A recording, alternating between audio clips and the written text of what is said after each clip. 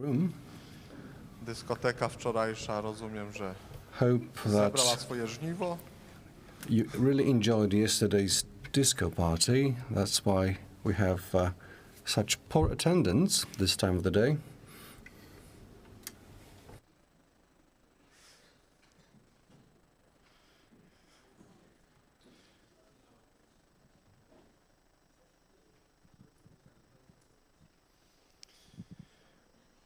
Zaczynamy. Szanowni Państwo, dzisiejszy dzień naszych samych paneli będzie dosyć krótki. Well, today, as regards 14 mamy our obrady, panel a potem discussions, mamy, is going to be spacer relatively po short. parku. No i oczywiście zachęcam do najważniejszego, takiego kulminacyjnego, może nie najważniejszego, We'll kulminacyjnego follow with punktu a walk in the programu, park jakim jest wycieczka. and finally a tour of Tam i Przemyśl oczywiście czeka nas pożegnalna biesiada na zamku.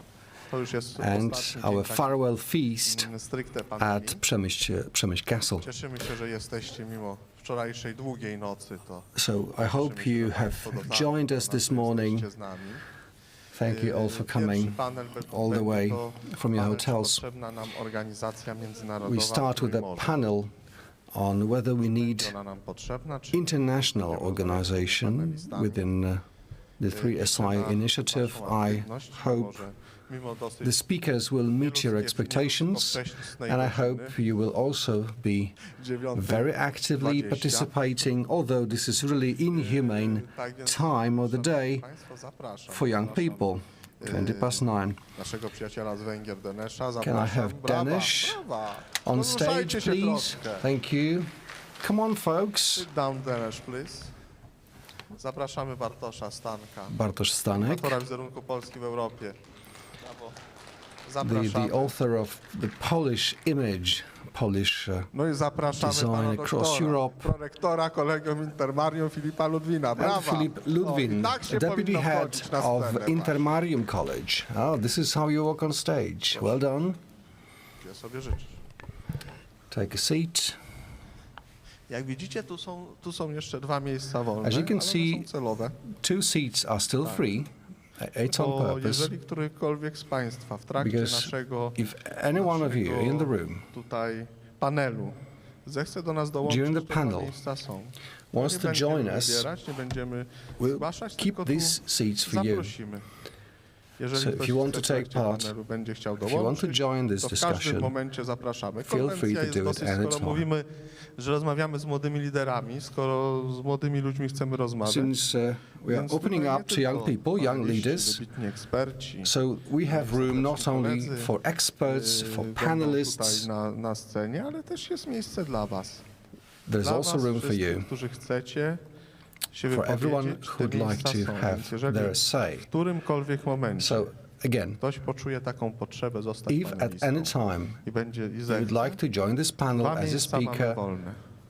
we keep these Oczywiście też i będą seats pytania z free for sali, you. ale to powiedzmy, Of course, you can always ask a powiedzmy question też, or make a proszę comment też from the śmiało room. pytać w każdym momencie. Nie And będziemy robić rundy. We're not going to do a Q&A. jak to After się the mówi, panel, rundy wypowiedzi. You may raise your Dopiero hand po and całkowitym interrupt anytime wyczerpaniu naszych throughout the wypowiedzi będą discussion. pytania, tylko proszę pytać w That's każdym fine. momencie. That's pretty fine with me. Tak, w Grecji była agora, dobrze mówię, panie rektorze? Like Więc w Grecji była agora, agora zróbmy in taką mniej Greece, więcej agorę. so have Szanowni an państwo, agora temat jest dosyć here. istotny, ale dosyć The subject is sposób w pretty naszym dyskursie relevant, społecznym dosyć very important for our social nieobecny. discourse, Czy jest nam but potrzebna it's not very organizacja międzynarodowa popular, I Trójmorza? would Czy jest w say. ogóle potrzebne jakiekolwiek usystematyzowanie, zbudowanie jakiejś struktury Do we need any w specific tym structure, zakresie? To jest international bardzo ciekawe i structure istotne surrounding pytanie. 3SI? This is a very relevant Paneliści question. oczywiście nie są przypadkowi. The speakers Szczególnie tutaj are not widzę jednego just panelistę, randomly selected. Dr Filip Ludwin, Kolegium Dr. Intermarium. Filip Ludwin Wiele razy of rozmawialiśmy na ten Intermarium temat, ale College. również i w Summer School. We have spoken about taki it temat był many podnoszony, times, który Kolegium including Intermarium during our organizowało. summer school I dlatego, Filipie, bym prosił that Ciebie you were na początek, organizing. So Philip, żebyś, I'd like to ask you prowadził to say a temat, few bo words może of nie wszyscy introduction. wiedzą na temat organizacji międzynarodowych. Tell us about Więc jak international mówię, organizations and where 3SI is in this landscape.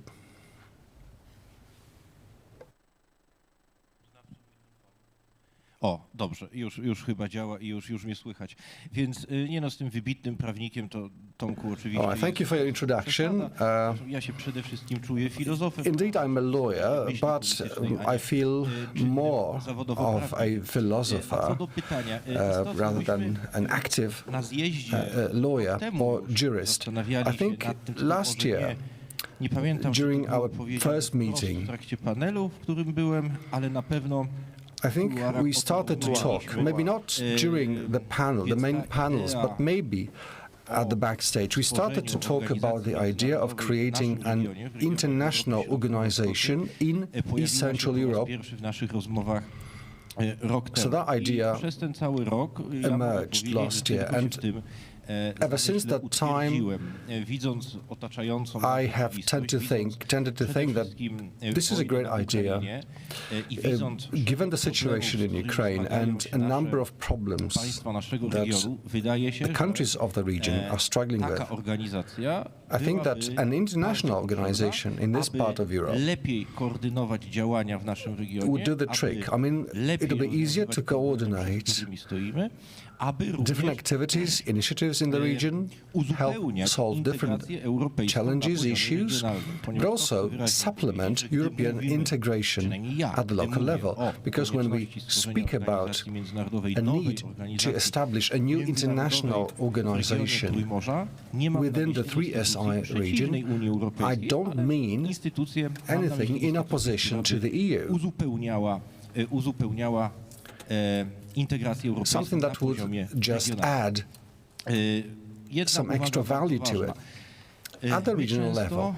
And importantly, we tend to think that such undertakings, political undertakings that we used to have in this part of Europe, like the Visegrad Group or the Baltic Council, they are already international organizations, but they are not within international law. They were not established under international agreements. They don't have their permanent bodies or institutions.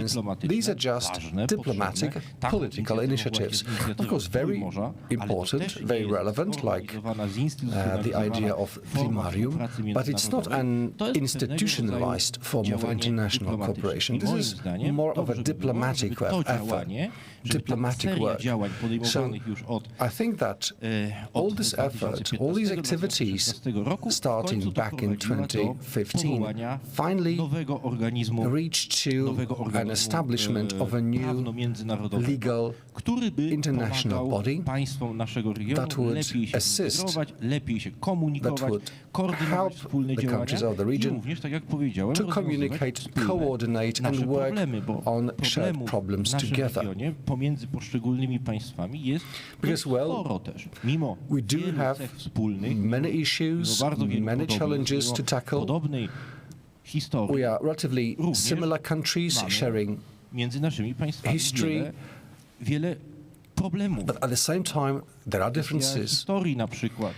Even some turbulent past, let's just say, between Hungary and Romania, the Polish-Ukrainian relationships.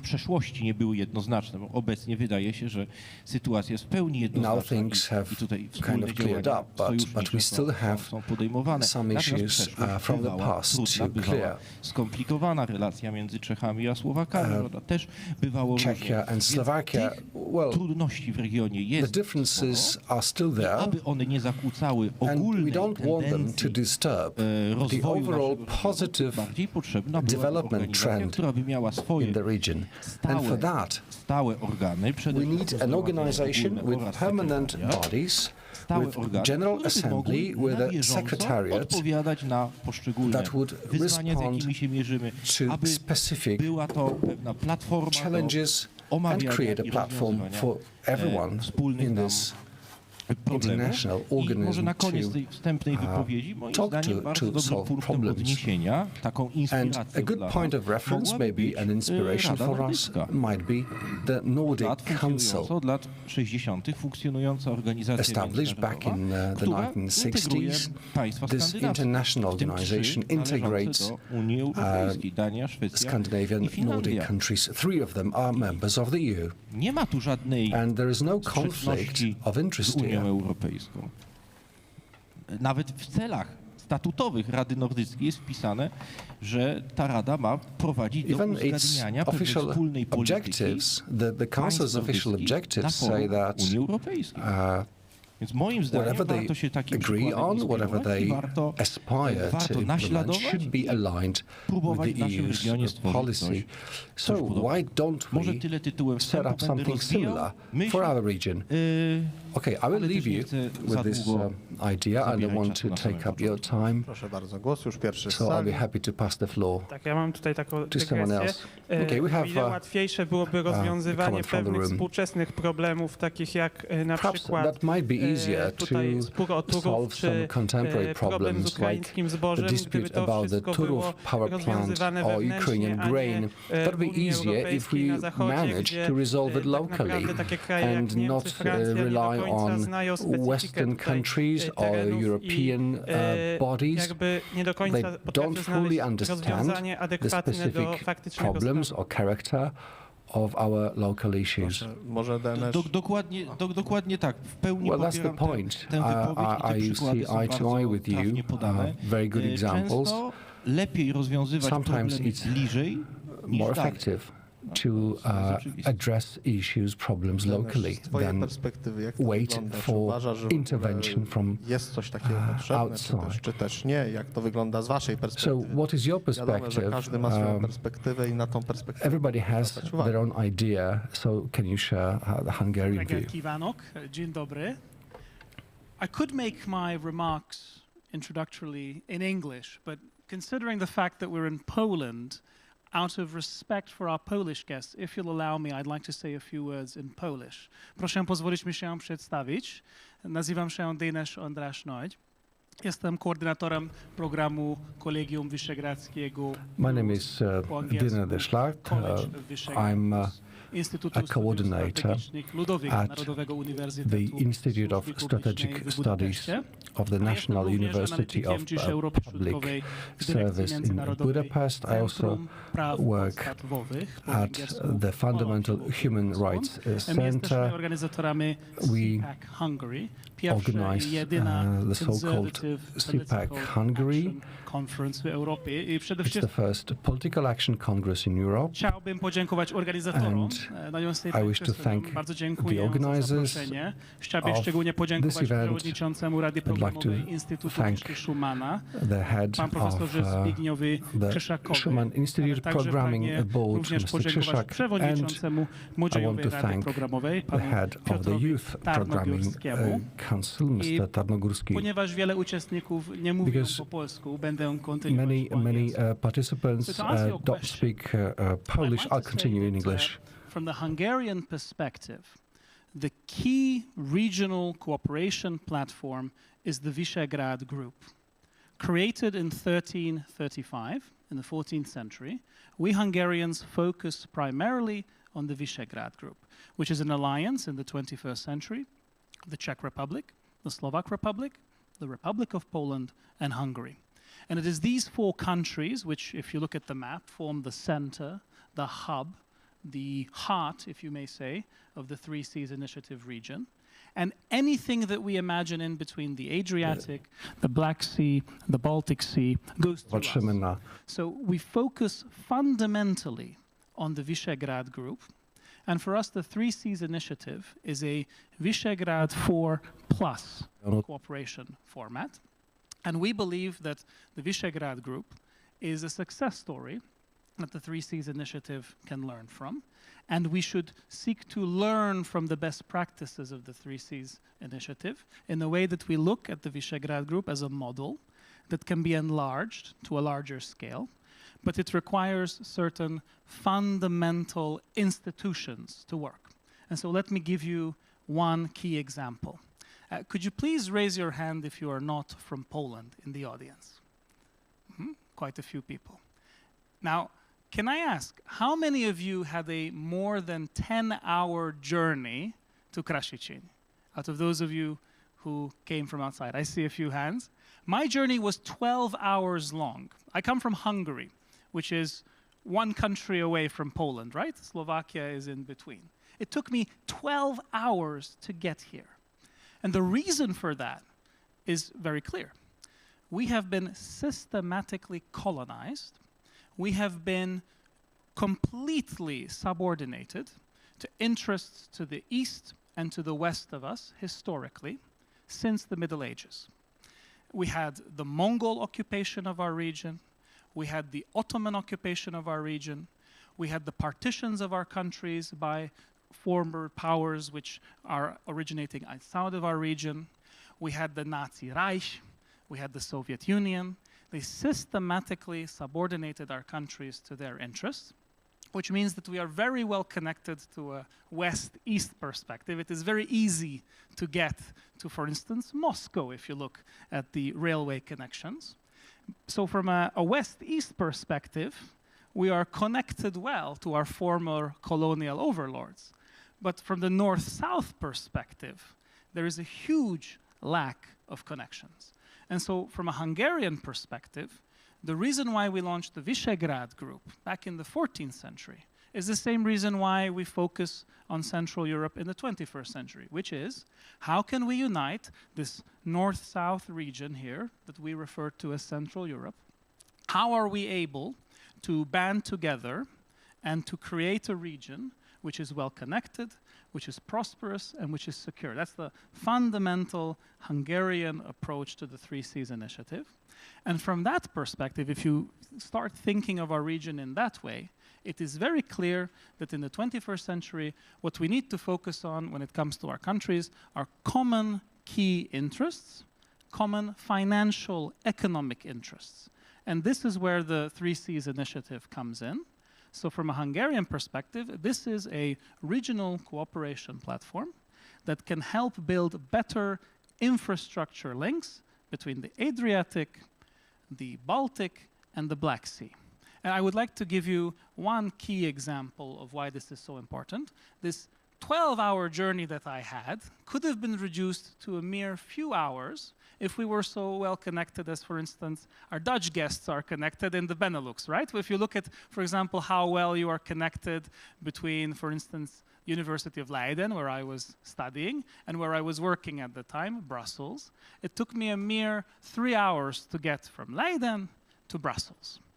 That is unimaginable currently in Central Europe, that you would go from Budapest to Warsaw in a mere few hours, unless you are flying with a plane. And so that is why we are focusing, from a Hungarian perspective, on a key project, the V4 high-speed railway network, which is an initiative of the Visegrad Group to build a high-speed railway between the capital cities of our country, which would mean that you could get from Budapest to Bratislava in 1.5 hours, to Prague within 3 hours, and to Warsaw within 5 hours, because currently the train that I came with had a maximum speed of 150 kilometers per hour. Now, our plan is to build a high-speed railway that is 320 kilometers per hour. That is where I think we need to focus on, that we build better links. And here can I mention a very specific institution of the 3 Cs initiative that Hungary supports. As you may know, there is a so-called 3 Cs Initiative Investment Fund. And we support it. We think this is a great idea. And to put it into perspective, the GDP production of our region is 1/7 of the EU's entirety from the perspective of GDP. So we are responsible for 1/7 of the European Union's gross domestic product. But unfortunately, because this colonial mentality still exists, if you look at the infrastructure links that are supported from Brussels, you will see that they circumvent our region. Our region is not centrally placed in these plans. They are built to continue this west-east dynamic instead of strengthening the north-south connections. And so creating our own 3 Cs Initiative Investment Fund is a step in the right direction. And that is why Hungary joined the 3Cs Initiative Investment Fund as one of the member states that were among the first 5. And we contributed 20 million euros through EXIM, which is the Hungarian Export-Import Bank. And that shows that Hungary is supportive of the 3Cs initiative. We think it is important. But just to put it into perspective, we need, according to the estimate of the 3Cs Initiative Fund, approximately 500 billion euros of investment in our region. And this is where Philip's idea comes in, that we should have more regular consultations between our governments. And I'm glad you mentioned the example of the Nordic Council. I think that's a good cooperation format that we should consider as an example we can look at. But of course, we are Central Europeans. We have our own rich history. And we do need to have better intergovernmental relations. You are right, Philip, in that. And here there is a Hungarian proposal, which is that we should create a so-called permanent secretariat for the 3Cs initiative. And Hungary has promised to host this institution. So Budapest, which is the geographic center of the region, would be happy to host a permanent secretariat for the 3Cs initiative region. And I think that when we look at the 2025 Hungarian presidency of the 3Cs initiative, hopefully we will be able to take a step towards this direction. We do need, rather than an ad hoc cooperation, an institutionalized form of regional cooperation. And so answering your question, yes, we do need to institutionalize the 3Cs initiative, and the Hungarian plan is that we create a permanent secretariat for the 3Cs initiative. Dziękuję za ten głos. Ta perspektywa jest bardzo ważna właśnie. To jesteśmy właśnie w tym sercu. Very interesting insight. Thank you. Prosiłbym Ciebie odniesienie do tego. Bartosz, can you comment on this?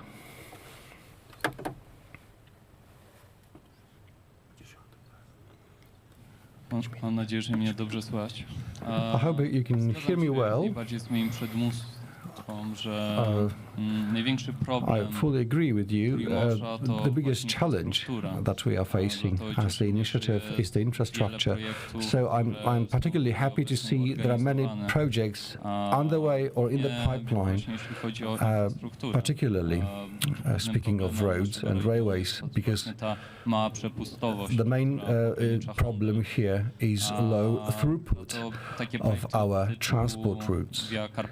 So projects like Via Carpatia, skończona w praktycznie 90%, o ile dobrze pamiętam. At least in Poland, the level of progress is close to 80%.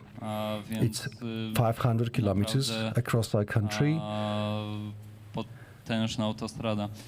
So a huge Głównym problemem, moim zdaniem, I think jest to, że wiele we osób cannot widzi ignore the fact that many people see 3SI as europejską może zamienić. something that may be in conflict with the EU or may reverse in a way what the EU is.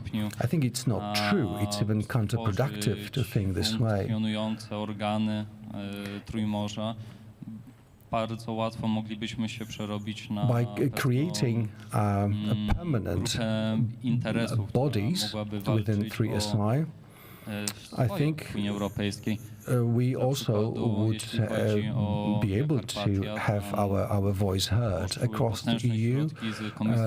Indeed, the European Commission has subsidized such projects as Via Carpatia after really heavy negotiations, and it seems like they are not very reluctant to invest in our part of Europe. So this is a chance.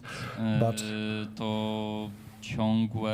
on the other hand, the problem is constant reliance on Germany. For example, the European Commission was against the construction of the Wisła Peninsula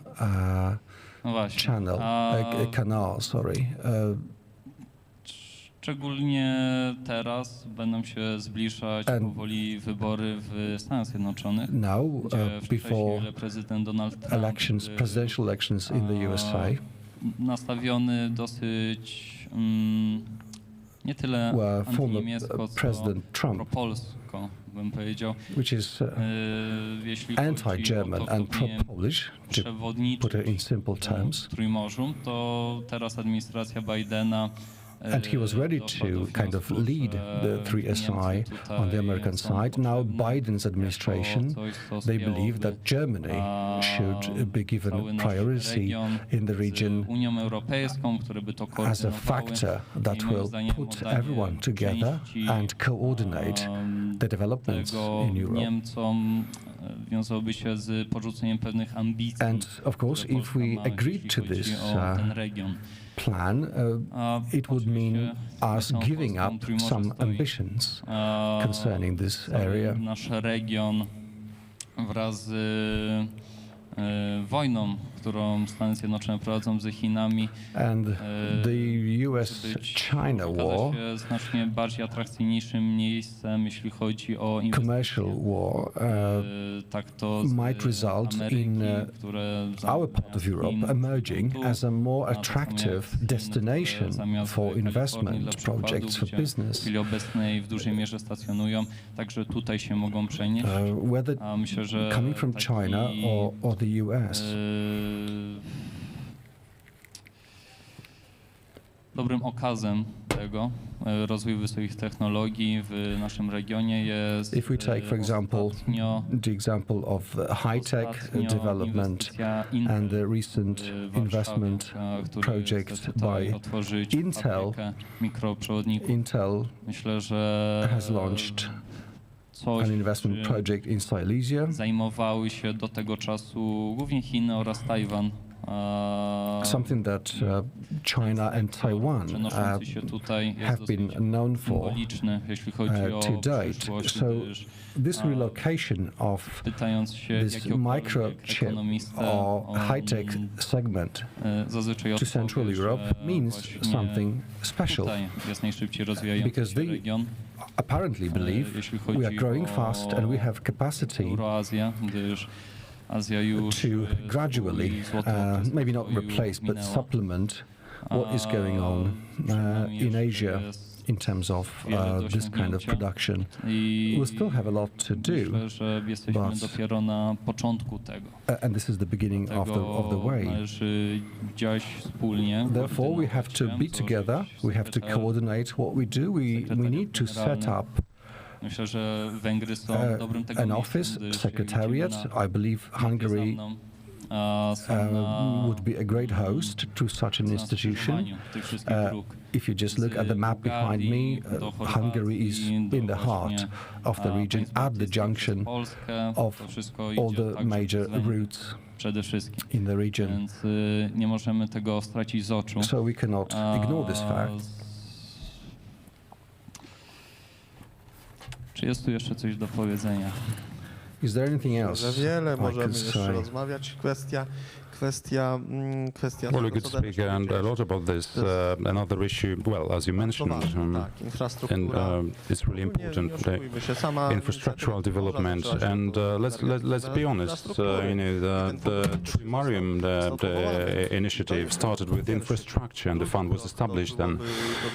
But this is only the first step. The second step would be to build, to create the secretariat, and the third step, well, we are at a forum, the conference, and we have spoken a lot about technology in the first day, science. So the next step would be to integrate some research initiatives, perhaps some Trimarium institution to allocate grants for developmental projects for the region. Któryś z moich przedmówców Well, so właśnie just to add to this, proponuje pan rektor, że Philip, I think, said that jeśli chodzi o the problem kraje, with które the countries były i ze sobą that, sąsiadowały well, setki lat. that have neighbored for hundreds of years. The problem may lie in histories, in difficulties, in some unresolved controversies between the Trimarium members. Perhaps an organization that would gather historians to settle these historical difficulties. For instance, the controversies between Poland and Ukraine, or Romania and Hungary. That would help, definitely. So, yeah, thank you for this idea. But back to the point, Minister of Education and Science May this year initiated the Trimarium University Network. So there's a kind of the memorandum has been signed so far, but it's a step in the right direction, and perhaps this initiative should be expanded and developed. It's a trigger, it's a driving force for development, gathers academics, in universities. So that would be the focus on research, on science, on the common research and development projects. So just one of the first steps. And what we should do, in my opinion, is to map these efforts for the future. I don't like the word milestones, but let's have some project plan, some steps, so that we can measure the achievement, the delivery on this, so that we don't end up debating endlessly, exchanging opinions, or discussing whether the permanent secretariat should be hosted by Budapest or by Warsaw. But in the long term, we should have a kind of map, a project plan. We should define what our cooperation should be in the first place. If this is to support development, it's not only infrastructure. The high-speed railways is the great idea. The gas interconnectors, of course. The energy-related cooperation, of course. It's these are strategic areas. The point is, and I fear that żebyśmy na tym nie poprzestali. We simply, we'll indulge in this and we'll stop at this. Once we've got the high-speed railway, what's next? We have motorways, then what's next? The air connections, yes, but what's next? What driving force for further development we should provide for? The cooperation in research and development, yes, but what to do about the huge potential that we have next. So, and perhaps not everyone, in our countries is aware of how high the potential we have. So, cooperation between research centers, yes. Secretariat, yes, but it's not about having a centralized institution just to control everything. This must be something that will be centered on pro-developmental initiatives. Just to give you an example, if we do some innovative research, a new technology for energy infrastructure, for instance, then we do the research, Hungarians do the research, Croatians do, and they do it individually. And mind you, the funding available is quite modest. So if we are dispersed and we do the same thing, perhaps it would be a better solution to have a research team gathering representatives from all these nations, provide for funding synergies there, and pursue the project together.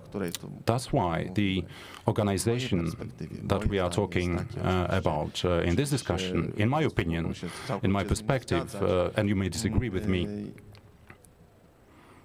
Ona jest niezbędna na wielu płaszczyznach. Oczywiście ta infrastruktura necessary, it's indispensable with at many levels. Of course, this, infrastructural cooperation is just the first step. And if I were to spend 12 hours, traveling here, I would seriously, consider not coming. So, and especially, if there are, delays. Przytyk do tych kolei, tak? Więc tutaj musimy patrzeć na to w tej perspektywie. This is how we should look, at these problems. I mean, this is the whole system of, combined motives that we should coordinate, that we should gather together. What do you think about this, Philip? Jeśli mogę, dziękuję. Jedna rzecz. Thank you. Just one thing.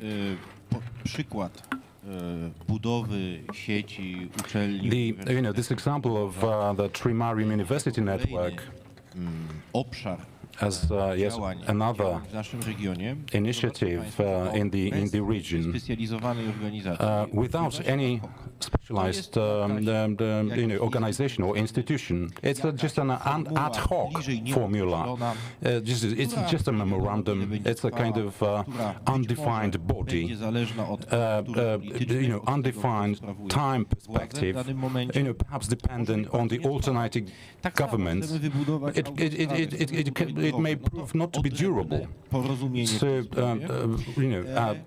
a separate agreement that would be lasting is, this would be a solution. So ad hoc activities is what we have had in the Trimarium so far. So to streamline all these initiatives, all these efforts, we need a permanent, stable platform to support and coordinate all these activities. And if we have some international organization like that, it would be much easier to kick off joint grant programs, research projects, and so on. And in such an institution, such an organization, all it takes is to create a dedicated department to specific problem areas. It would be much easier, much faster to coordinate all the initiatives wherever we meet, wherever the secretariat is, whether in Budapest or in Warsaw or elsewhere. We would have a permanent seat. We would have an institution. We would have experts, specialists, translators prepared to quickly respond to specific proposals. Today, what we have to do is to, we need to initiate a singular project, organize a conference, then put it in the framework of the Trimarium initiative. And then it takes time, it takes money, and it's not quite effective. If we switch from ad hoc action to permanent, structured cooperation, it would be faster and easier. As to Benish, what legal form would the Secretariat have? What I would like to see is to have an institution under international law in the region. The actors, there's independent states, or the Malton Nice Order, or the Holy See. So is the Secretariat going to be an entity under international law? I'm a philosopher of law, but I know something about law as such, and international law in practice. So what would be the legal form of the Secretariat, Benish? Would it be under an international law agreement, or would it be just yet another initiative like we have had so far, that is some memoranda, some declarations, non-binding and not effective? You're quite right about the Visegrad Group, Benish. Visegrad Group has been very positive in its impact in the region, doubtlessly, and great achievements, but for more than 20 years of Visegrad Group, we still don't have high-speed railways. Budapesztu trzeba samolot, well, a to jest you raptem 550 still need to, to take, a bus to, travel, o co chodziło. Czyli teraz sorry, moja konkluzja jest taka, airplane to travel fast, na tamtym and so on. So była potrzebna back then, i at spełniła the swoje origins, nie the Visegrad przynosi Group takich rezultatów, was much needed, o które nam but chodzi. apparently To też it's pokazuje, failing że to ta deliver on myślę, our expectations. wyczerpuje się, So a może the już się nawet V4 formula perhaps is getting exhausted, and something new is required. A step further is needed. Jeszcze tutaj przypomniało mi się, bo Denesz, to jak już to wtedy oddam Denesz, żeby się odniósł, to ja też pewną powiem. Before we switch to you, Powiedziałeś o kolonizacji. you mentioned the colonization and the as to the east and west axis. Until recently, and it's really frightening. Even decision makers used to think so, and keep thinking so. One of the politicians I had a chat with before the Via Carpathia was built in Poland, before the repair of the work, so he didn't agree with me that we would need a road connection, on the north to the south. He claimed that west to east connection is enough. So there is this mentality, or the way of thinking among decision makers as well in our region, this kind of post-colonial syndrome, some Stockholm syndrome, I would call it. Bo pewne takie rzeczy są. To nie jest akurat tutaj we keep struggling with such things. It's not a comment, critical comment, to our current governments, but polski rząd widzi tą potrzebę. Hungary sees the need. The Polish government sees the need. Then many people in the region see the need. Którzy mają ten syndrom sztokholmski. But still, there are some, plagued with that Stockholm syndrome. Może nie tak bardzo wielu. Nie przeceniajmy. Perhaps not so many, ale faktycznie jeszcze tacy są. Więc, but they still exist. Ale zmilczmy, panie doktorze, zmilczmy ten temat na tej debacie. All right, let's move forward with it. It's very interesting, the Stockholm syndrome, collective one, perhaps a metaphysical collective metaphysical Stockholm syndrome would be the next step. I very much appreciated, Tomek, your proposal that we have to think strategically. And indeed, if we take a longue durée view at the history of our region, we have to understand that we are going through a process of decolonization. We have been colonized for centuries, and we are in the process of removing the colonial mentality from our institutions and from our societies. And so if we think of our trajectory as a form of decolonization, we also have to think about the time when we were independent states and the time when we held the destiny of our region in our hands, as we do now. And here, I have to say that we Hungarians take a particularly long-term view on the past of our region, and thus we look very much far in the future, because as you may know, the modern Hungarian state was created 1,023 years ago.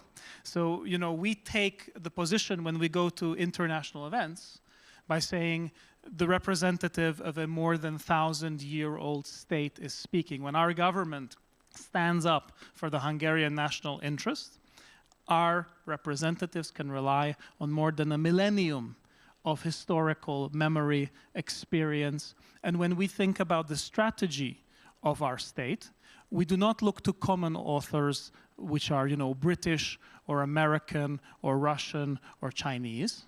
We have our own authors. So, for example, at the founding of our state 1,023 years ago, our king, Saint Stephen, wrote the so-called premonitions, which is a guidebook for statehood management for our leaders. So we look to our own authors, we look to our own ideas. We do not need to go out of this region for inspiration. We have a great amount of fantastic artists and poets and thinkers within our region. So we should gain inspiration from Taras Shevchenko and Sándor Petőfi and thinkers and people who are ideators from our region. There's no need to go outside. But that's the past, that's history. What about the present and what about the future? Well, from that perspective, I very much appreciated, Tomek, that you raised the topic of innovation. We have in Budapest the so-called European Institute of Innovation and Technology. That is the official institution of the European Union responsible for innovation and technology fostering, right? So we can build on that. Or for instance, are there any Czech colleagues with us today? Is there anybody from the Czech Republic? Unfortunately not, but in that case, coming from a fellow Visegrad group member state, let me praise the Czechs behind their backs. They created the headquarters of an EU agency in Prague, the so-called European Union Agency for the Space Program. So again, when we're thinking about the future, the space program of the European Union is coordinated within the 3Cs Initiative region in Prague. And this is important to remember because we have inventors and thinkers within our region that historically determined the trajectory of technological developments, and we can be such a reason again. For example, are there any colleagues from Croatia or Serbia present? Is there anybody from there? No? Well, I will not go into the debate of where Nikola Tesla is from, but I will mention that the largest American electric car manufacturer, Tesla, decided to name their brand after a thinker from our region, right? That shows you a lot of what we once had and what we could be. And what I'd like to ask the audience is, could you please raise your hand if you're from the 3Cs Initiative region, if you're from one of the countries in this map? Could you raise your hand if you're from that region? Right? The vast majority of the participants, right? When you go to events from now on and they talk down to you and they ridicule your countries, they raise questions about the democratic nature of your countries, the rule of law, or make other arguments, remember always the following. We, as the 3Cs Initiative region, the 13 member states of this region, provide 29% of the territory of the entire European Union. That's 1.2 million square kilometers. We have more than 120 million citizens living within our countries. That is 25% of the population of the entire European Union. So you can say we represent 1/4 of the European Union. And so when they approach us, you should always demand the utmost respect and equality. And it may be that our formal colonizers, through looting our region, became rich and have currently a higher standard of living than us.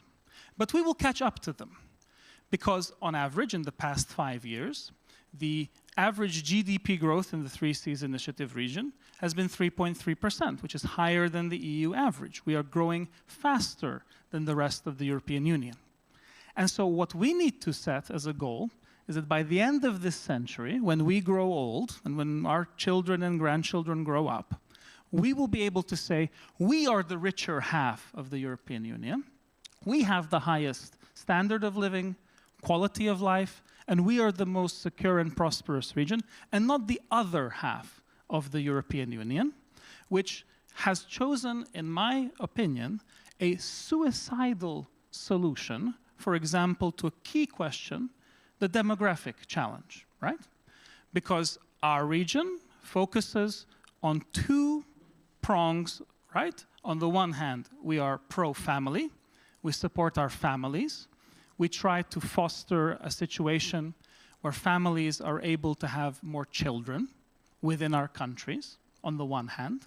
And on the other hand, we focus on technological innovation to ensure that there is no need for labor which would have to be imported. Whereas the other half of Europe has decided to choose the path of mass migration. And this is leading towards a situation where the original native autochthonous inhabitants of the countries in the other half of Europe, in the west half of Europe, will be a minority within their own countries. And that will lead to extreme societal tensions, civil wars, ethnic conflict. You can see already how after major international sporting events, there are riots, there is looting, there are huge conflicts because there are fundamental civilizational differences between those who were there and those who have come. And that is the key to our success, that we do not follow this path, that we choose the path that we are on, which is that we are self-reliant, we are independent, we focus on our own families, we focus on fostering technological development, and that way we can overcome the demographic challenge. And to give you hope, I can give you a very specific best practice example. In 2011, Hungary had the lowest fertility rate in the entire European Union. It was 1.21.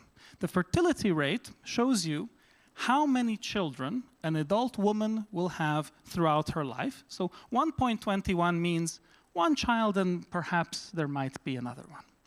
In just 10 years, through taking a pro-family approach in Hungary, we have shifted that figure from 1.21 to 1.61. That growth within 10 years is the largest positive shift within the fertility rate in the entirety of the European Union.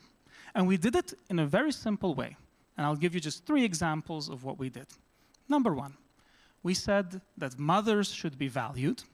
And so if you are a young mother who decides to have a child early and who is a mother below the age of 30, this should not stop you from studying, from working, from being an entrepreneur. And so we exempt you from paying personal income tax. So young mothers are valued in our country. The second is, if you decide as a mother to have more than 4 children, you will be tax exempt for the rest of your life.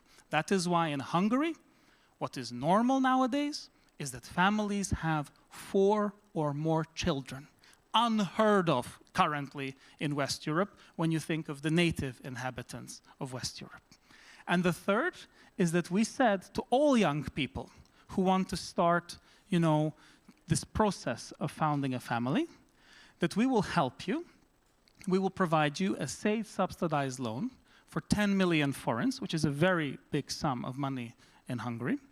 But you need to follow certain gates. Number 1, once you have the plan to have a child, you apply for the loan and you get it. Once the first child is born, the payment of the loan, from the interest perspective, lowers. After the second child, the interest rate becomes 0. After the third child, there is no need to repay it. It is written off.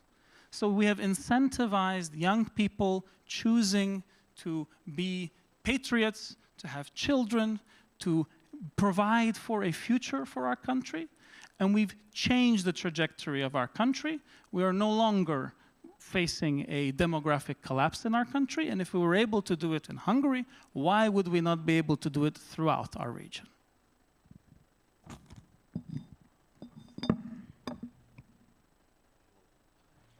A te moje pytania? And what about my questions, When it comes Dennis? to the Permanent Secretariat for the 3Cs initiative, because your question was, what form of entity would it take? Yes, yes. So we left it open. So our proposal was, let us agree on it, because that is another important principle that we respect.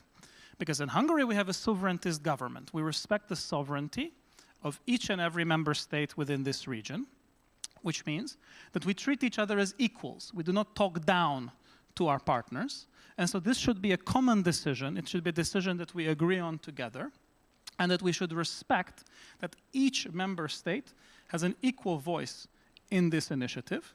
And that should also be applied to the European Union level. It is unacceptable that unelected bureaucrats who are indirectly appointed by our democratically elected governments and are members of European Parliament to certain positions, claim that what they think is the European position when in fact a member state does not support it. By that we mean if there is any issue in which the Hungarian government states we do not support it, from that point on, that is no longer a European position. You cannot say that that position is a European position. It is the position of certain member states, it is the position of certain politicians, but it is not the common, joint European position. And the same happens to Poland, that when Poland stands up for itself in the EU, arguments are made that Poland is being anti-European or taking a position that goes against the European values.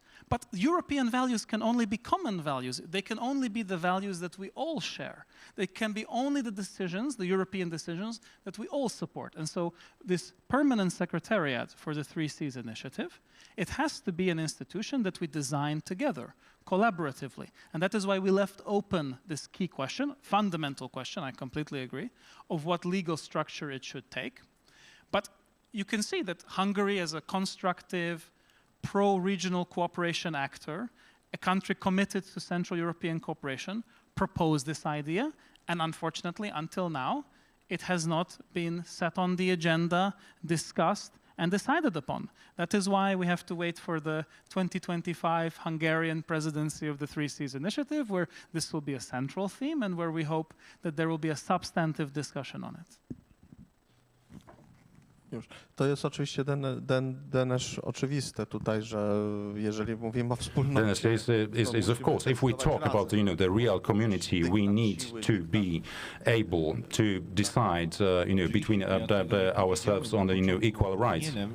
Of course, I never said that in the beginning, in the first place, but perhaps I should have. But actually, there's an obvious thing. This international organization, we keep thinking about that, but there would be a classical international organization with the full respect for the independence and sovereignty of members. As one member, one voice, and it's not about copying any model that is being pursued by the European Union. It's not the point. I mean, we are talking, and what we have on mind is the classical international law organization, like those that emerged after the Second World War, on an unprecedented scale.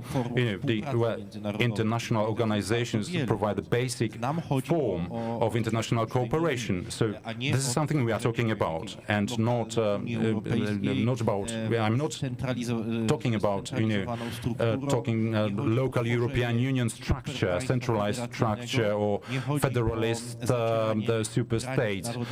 I'm not talking about blurring the national borders or restricting the national sovereignty of the members. No, don't treat it like that.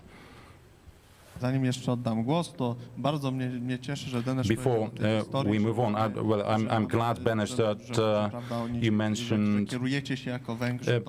this historical the wiseness, the wisdom from the previous generation, and well, we have the Commonwealth of both nations and the whole tradition behind that, and we have joint shared historical experience as well. So working together, I think we will be in a position to propose a format that will not be in any way oppressive, that will be balanced, that will be community-based, and not any dictates of decision-making powers. And together we can achieve that. Hello, first of all, it's my honor to be here and talking. We talked about dictating. Can you hear? We had been talking and discussing about dictating, like some powers which used to be once really powerful and still they are powerful. For example, Bartosz even mentioned Germany, and I would like to remind you the Germany's attitude during last 2 decades, like how Germany was I would openly say that it was conduct of Russian interests, like trying to keep ties with Russia, not to irritate Russia, and it led so many wars, like for example in 2008 in Georgia, which wasn't accepted back in 2008 in NATO because of Germany's and France's block on Georgia and on Ukraine also, and then it was the encouragement for Russia to take an advantage and occupy territories of Georgia.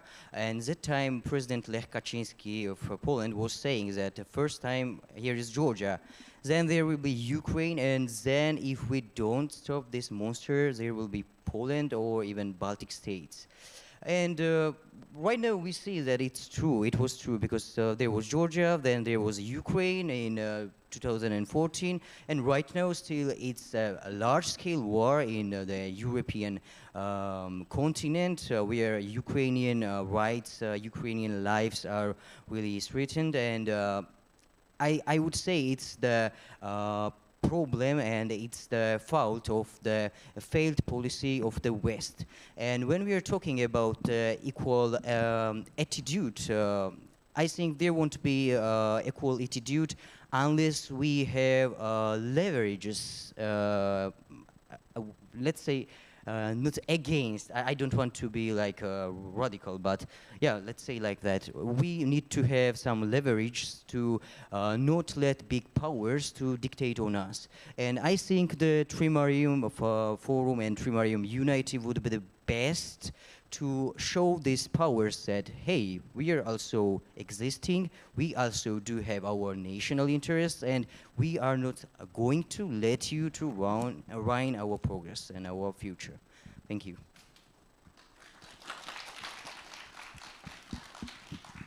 Dennis?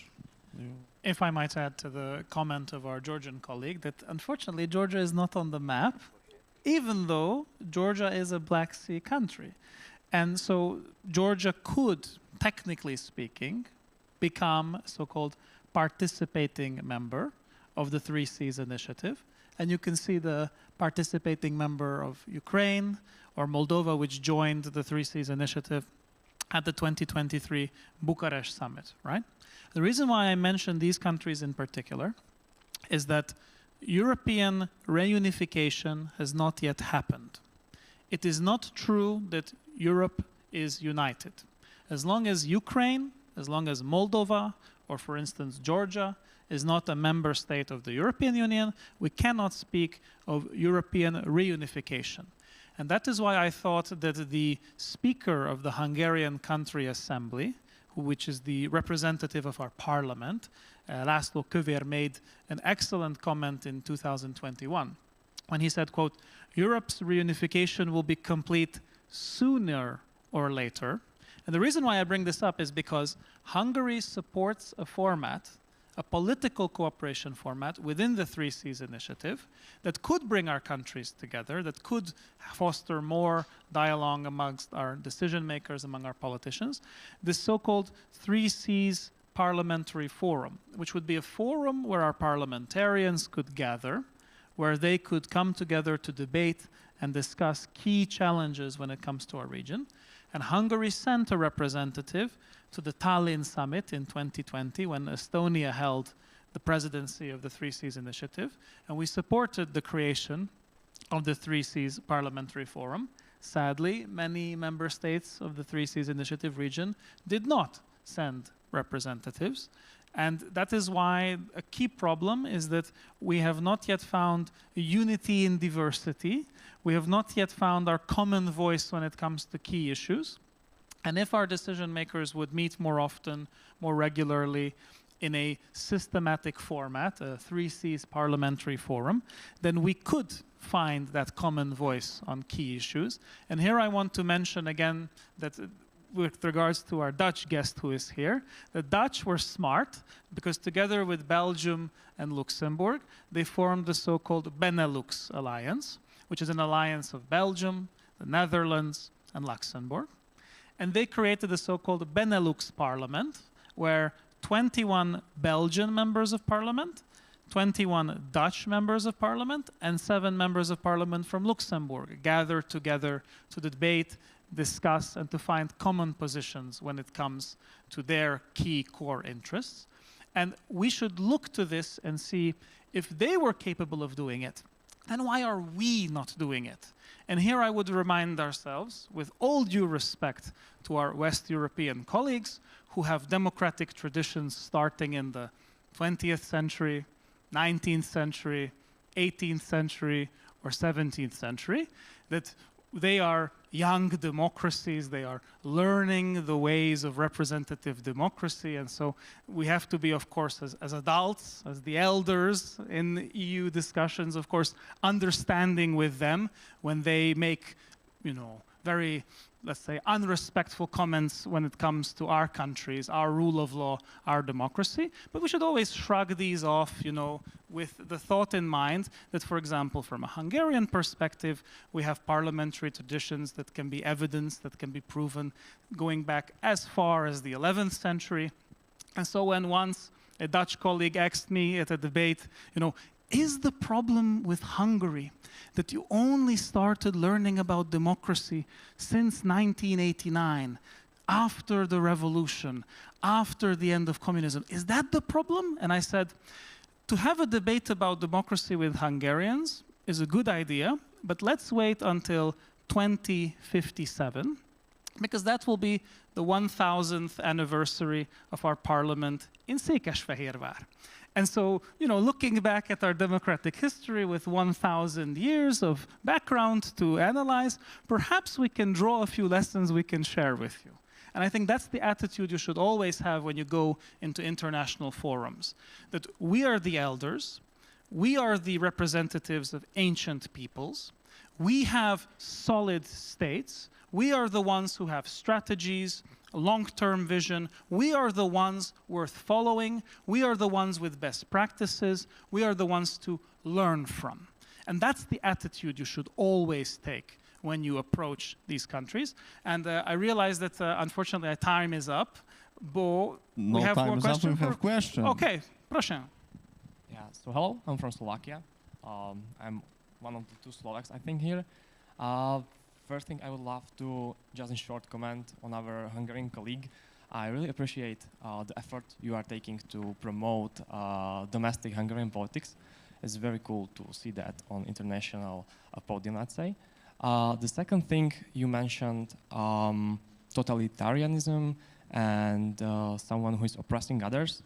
From our perspective, the Hungary is in the position for Slovakians in the long 1000 relationship. It wasn't really the friendly relationship. We can agree on that.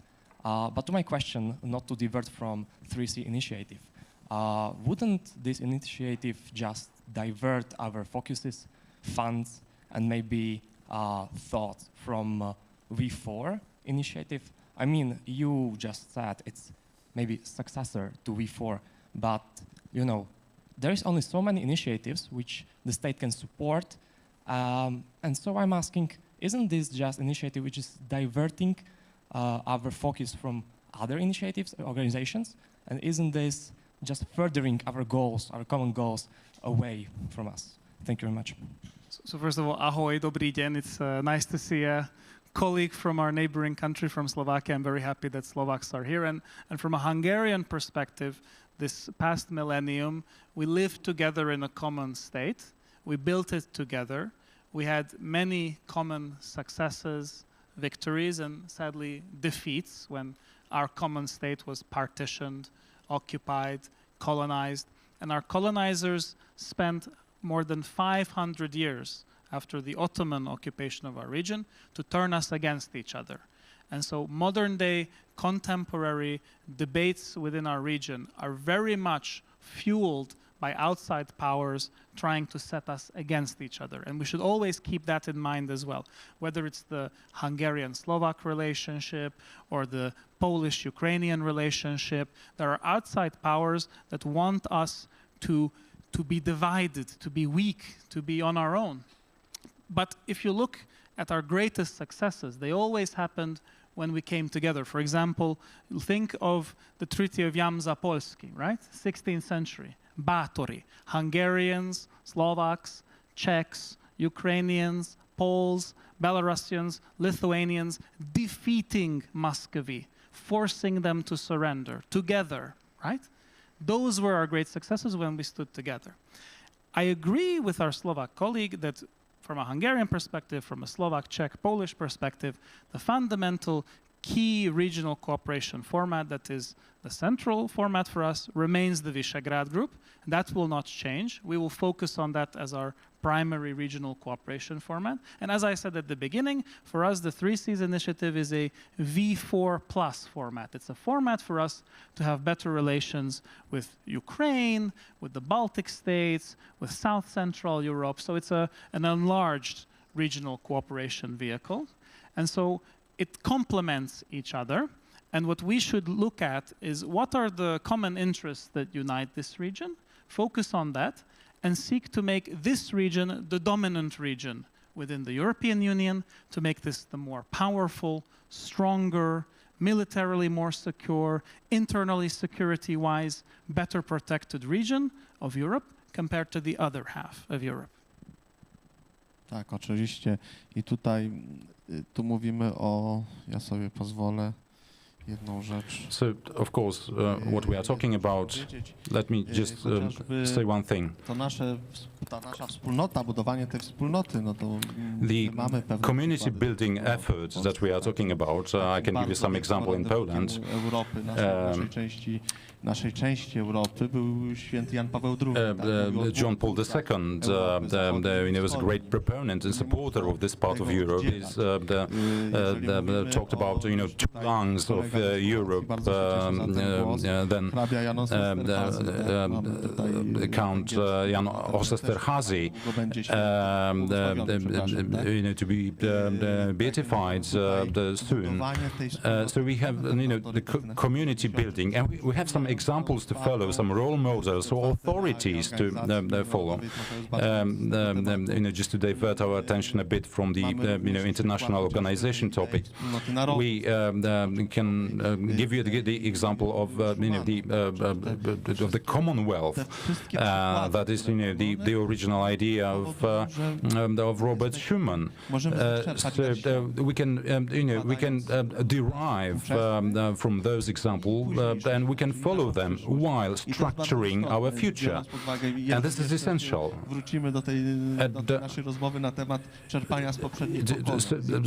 So well, we should take advantage of the wisdom of the past generation, and we can enrich that. We can perhaps modify or adapt, but we stay close to our roots. And you mentioned the pro-family policy and and the heritage and the roots. If we depart from the roots as the Western Europeans do, the situation would be tragic. But given the heritage and our ancestors, we can use it as a base for future development. So it's a really important point that you raised, Danish. So of course we can keep discussing that. Again, I would suggest that we create a kind of project plan, with some strategic goals, strategic objectives to be delivered on, but we still keep in mind our historical roots. You raised Nikola Tesla, and the name, the biggest EV automaker in the US. Yes, let's be proud of it. Because sometimes, to perpetuate this post-colonial mentality, pushing ourselves into kind of inferiority complex. Well, why shouldn't we be inferior to anyone? We have a lot to offer. We have a lot to boast about to the whole world.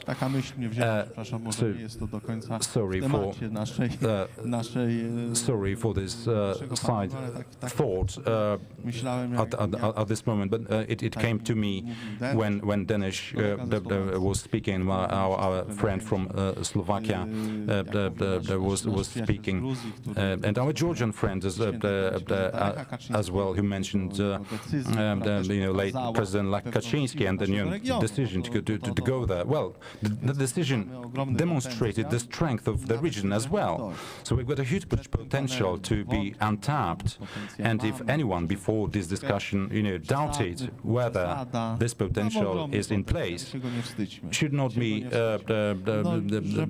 be doubtful anymore. So without abusing the agenda,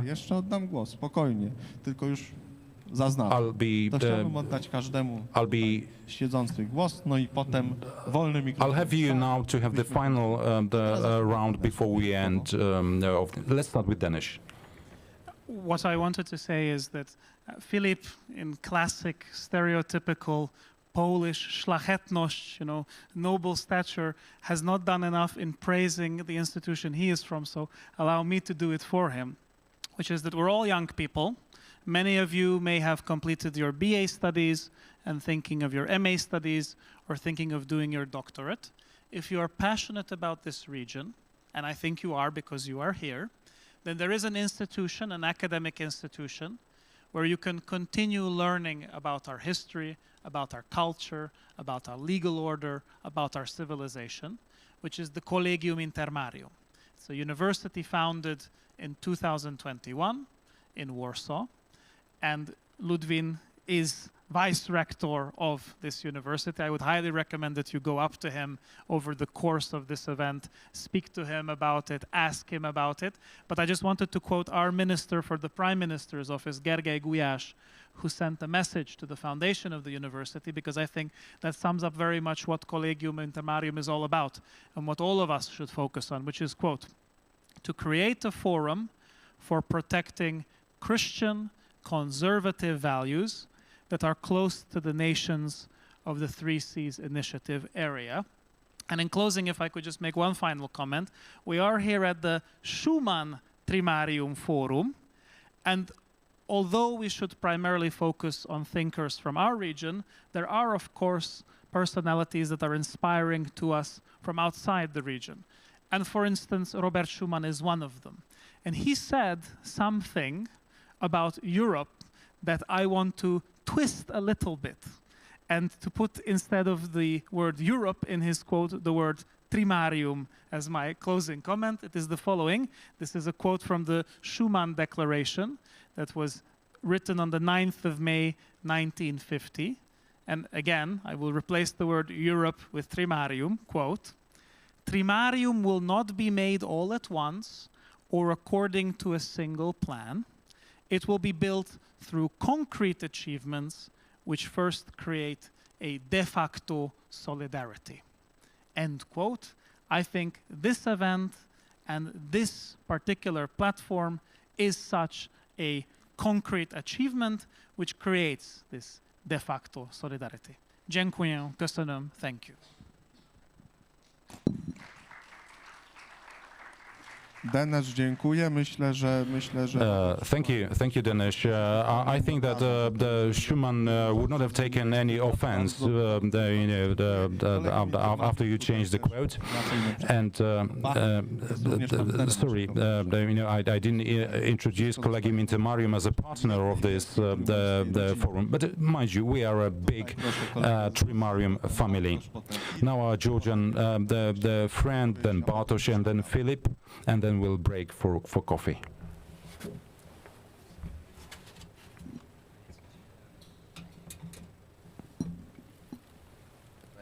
Well, I would not like to add much because I have already said what I wanted to say. Just I would like to tell Denis about why Georgia isn't presented here. I don't really know, and it's really sad not to see Georgia here, but I would like to underline that before Trimarium there was an idea of Pilsudski's Prometheism and Intermarium, and Georgia always had one of the major roles here, and especially in the Caucasus. And it's not like by a chance, because when we look at the map, Georgia is on the crossroads of Europe and Asia, and Georgia is crossed by the Silk Road and all of the like international routes and ways. And I think Georgia, being the member of Intermarium, which in the future I believe can be one of the major players in the world, would contribute much for this union. So I believe that unity and equal attitude towards each other is a key of our future progress. And I would also add that we must be acting right now, because I said before, and I will repeat it once again. In English, there is a word present, which means it's right now, present. And it's also the synonym of gift, right? So we are gift, and this time is a gift, and we must be doing everything for our future. Nation is a continuity of the past, present, and future, which is not yet has come, and it will be determined by our actions and how we will act right now. That's what I wanted to say. Thank you.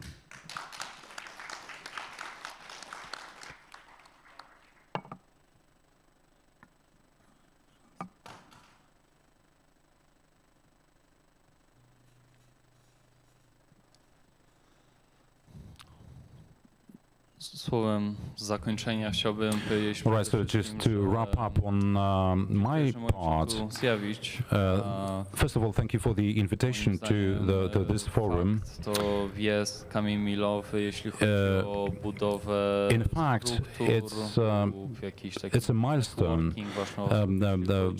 for us to build some structures and to have a kind of networking effort for representatives of the Trimarium nations. What I would like to add or emphasize is that the Trimarium region can be a community of nations that first coordinate the European policies as per the regular meetings. Let's say 3 times a year we could have such meetings before the European Council meetings. Again, to coordinate and to agree on common positions, to develop, to work out the strategies. But it's also true for NATO, because all the members except for Austria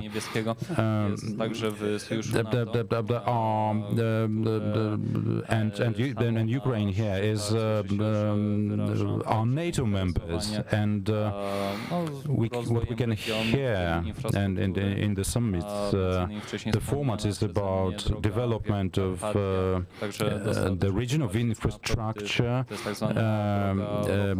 The Via Carpathia has been much supported by NATO, the alliance, because it's it's a way that communicates potentially the battlefields, the front line that may happen in the future. And so again, it's really important from the perspective of both the European Union and NATO, this road kind of consolidates the region and gives us good basis for future cooperation. And of course, it's a pleasure to myself as well to be here with you yet again, and I hope there will be future editions and that we'll work together on these. But I would like to say that Schumann's idea is it's a very original contribution of Schumann's Thought Institute, that you combine Robert Schumann's the classic European integration with the idea of the trimarium. It has just dawned on me that this to try to combine some Western European concepts with our region is a very interesting exercise from the academic point of view, if only. It seems that, well, I'm quite sure that the European Union in its current form fails to reflect Schumann's thoughts, and perhaps it's the highest time we revived Schumann's ideas in the eastern part of the European Union, if the West tends to forget about them. So again, it's a very interesting combination of the idea of the trimarium and Schumann's concept, and I really like it, and it needs to be continued. And as to the very subject matter of this panel discussion, well, what we used to have in the future and what we should is in the past and what we should continue in the future, one of the roles of the academia is to give some impulses, some stimuli for politicians, for decision makers, both internally and externally, and the academia should inspire, should influence decision makers, should generate ideas, and I think that such a stimulus should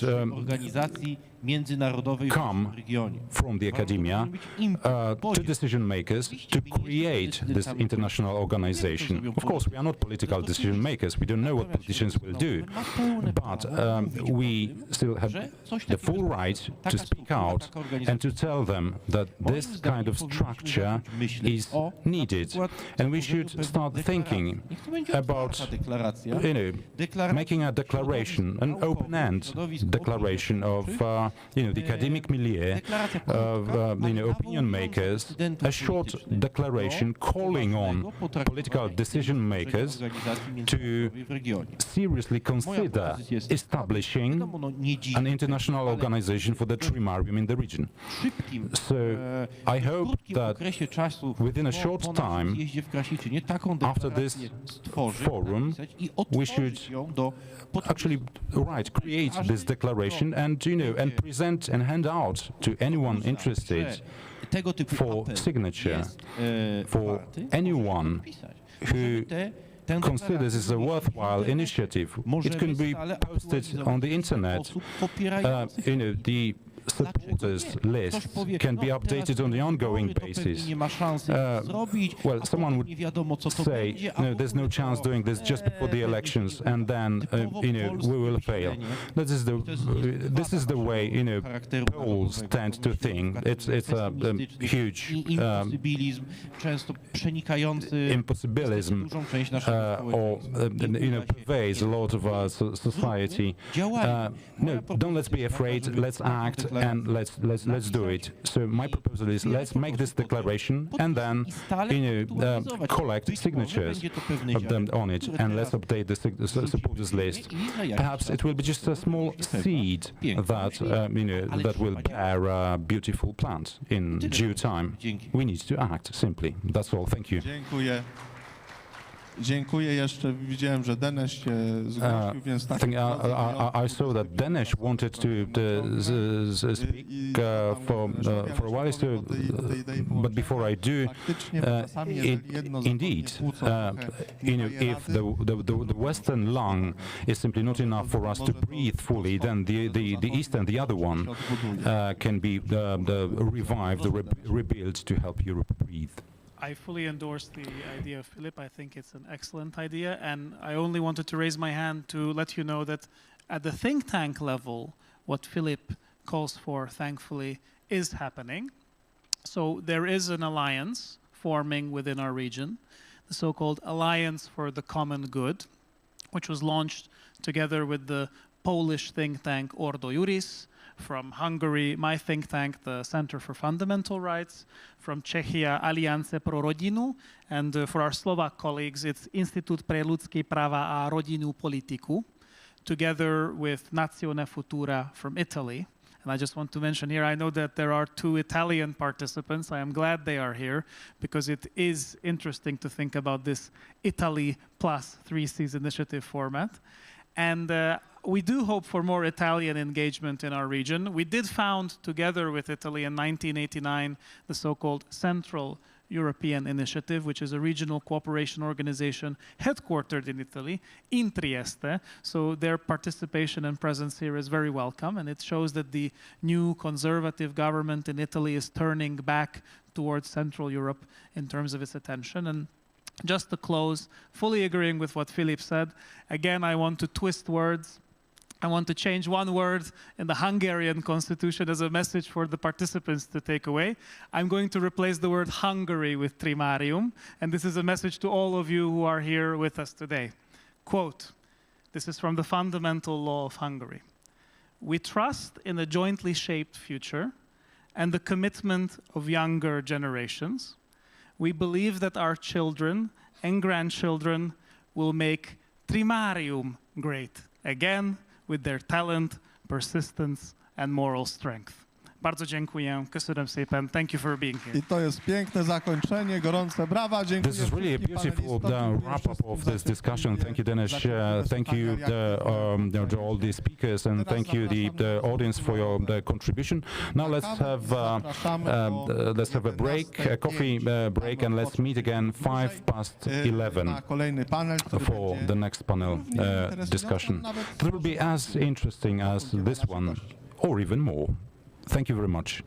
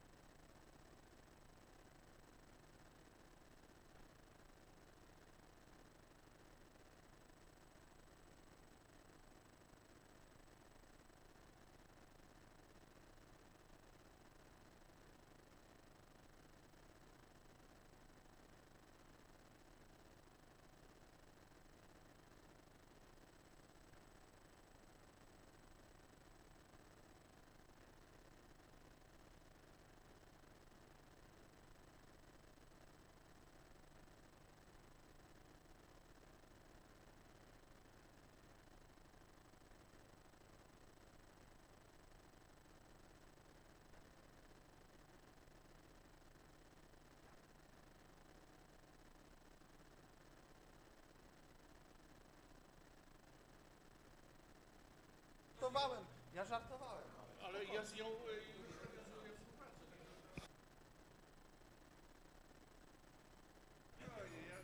Zapraszamy Państwa już na salę. Zapraszamy wszystkich już. Kawa się przedłużyła, ja wiem, że dobra, ale tak. Let's reconvene, everyone. Kuba, zawołaj wszystkich już. Na przyszły rok musimy zrobić. Panowie, macie tam jakieś...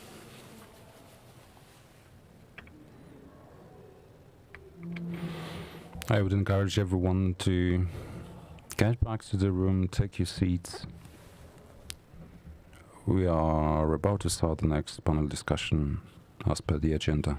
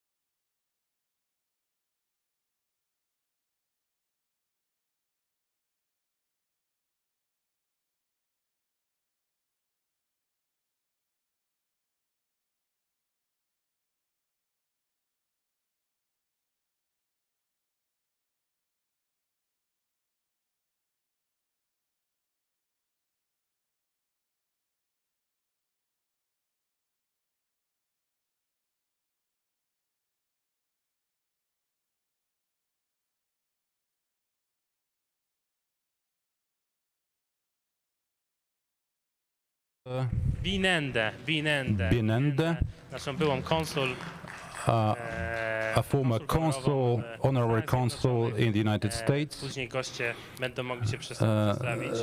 Then the other Panią guests profesor will Margit Kreitenberg, proszę bardzo. Również profesor Uniwersytetu w Hadze, professor of the Hague University, wspólnot integracji europejskiej. specialist expert on European integration. Dalej Jakub Stefańczyk. Stefańczyk, sorry. Głos młodego pokolenia. Voice of the young generation. The Schuman Trimarium Forum, we are going to talk about the 3SI initiative in the context of the European Union. I jeszcze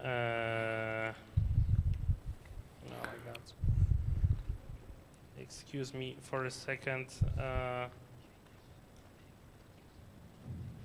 My dear colleague and we'll also have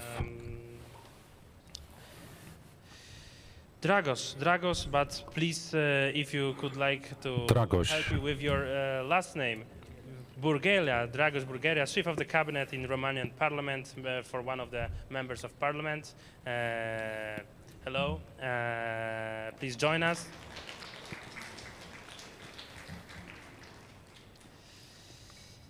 Dobrze. I oczywiście and of course kolega dr Marek Oktaba, dyrektor dear colleague Marek Oktaba, w Powszechnym Uniwersytecie Nauczania, head of the ekspert w Instytucie Myśli Schuman Universal Education University, Schuman's Thought Institute. Moi drodzy, na początku, ladies and gentlemen, zwyczajem będzie at the outset, przedstawienie się. I think it would be good for you to introduce yourselves. I have introduced myself briefly. It would be my pleasure to moderate this panel discussion at the Schuman's Trimarium Forum. I hope that it will somehow continue the previous panel discussion and refer to the areas raised there. Let me start with Madam Doctor on the right. Słychać mnie, tak? Hello and welcome everyone. Więc nazywam się Maria Schonert-Binienda. I'm Maria Schonert-Binienda and I came here from the United States. Zadajecie sobie pytanie, so you may be asking yourselves, what am I going to say about the Trimarium?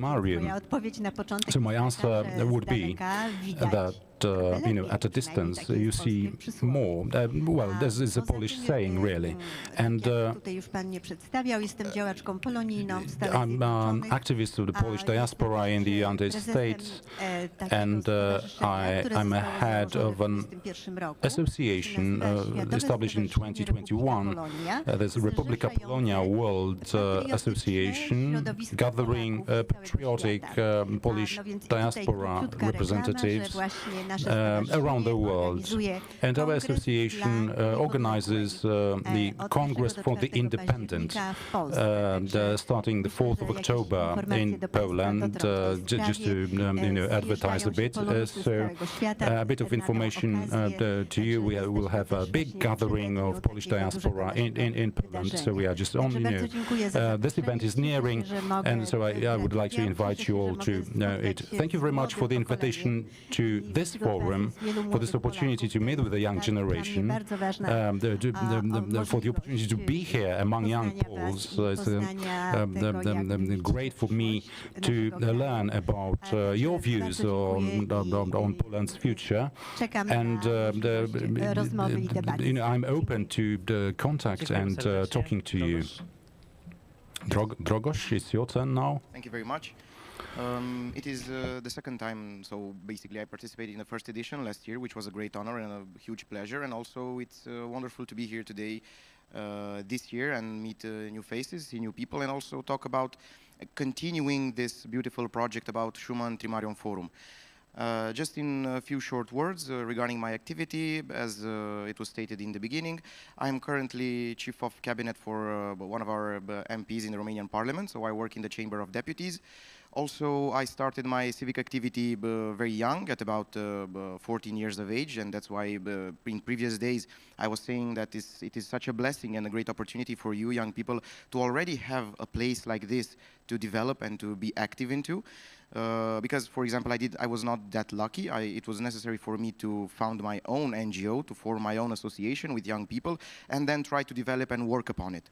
Nevertheless, it's a great opportunity, and I believe that such events should continue and become greater and greater, and also be organized, as Professor Krasiczyn mentioned the other days, in many other countries. So this is a beginning, a very beautiful, and I think symbolically and also as a message, it's important that we're starting here in Poland. But also I think it would mean a lot to organize these events in neighboring countries. On one hand, for the cultural exchange, and also to get to know each other's history, our culture, and how we actually, our view of life, let's say. I believe that this is the first step of actually building a community, a new strategic geopolitical entity, because the first thing, we have to know each other, and then we can continue and build more upon that. I think this will be all for now, and I'm excited to talk in this panel with such great guests. Thank you. Thank you very much, Lady Professor. Yeah. Good afternoon, everyone. My name is, first of all, I want to thank the Institute of Human Thought and also all the others for inviting me. I think it's tremendously interesting. I feel like the representative from the West. And the West is horrible. If I understood everything well, okay, it's not like that, but okay, I'm going to say something about it. Last year, I was also with Professor Krasiczyn first in Metz and then in Strasbourg. We spoke at the European Parliament. Okay, I'm teaching at the University of The Hague of Applied Sciences at the European Studies Department.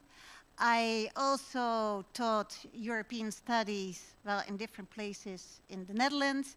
I lived for 8 years in India, and I lived for 2.5 years in Rome, and I lived in Spain, and I have a lot of international experience in that sense.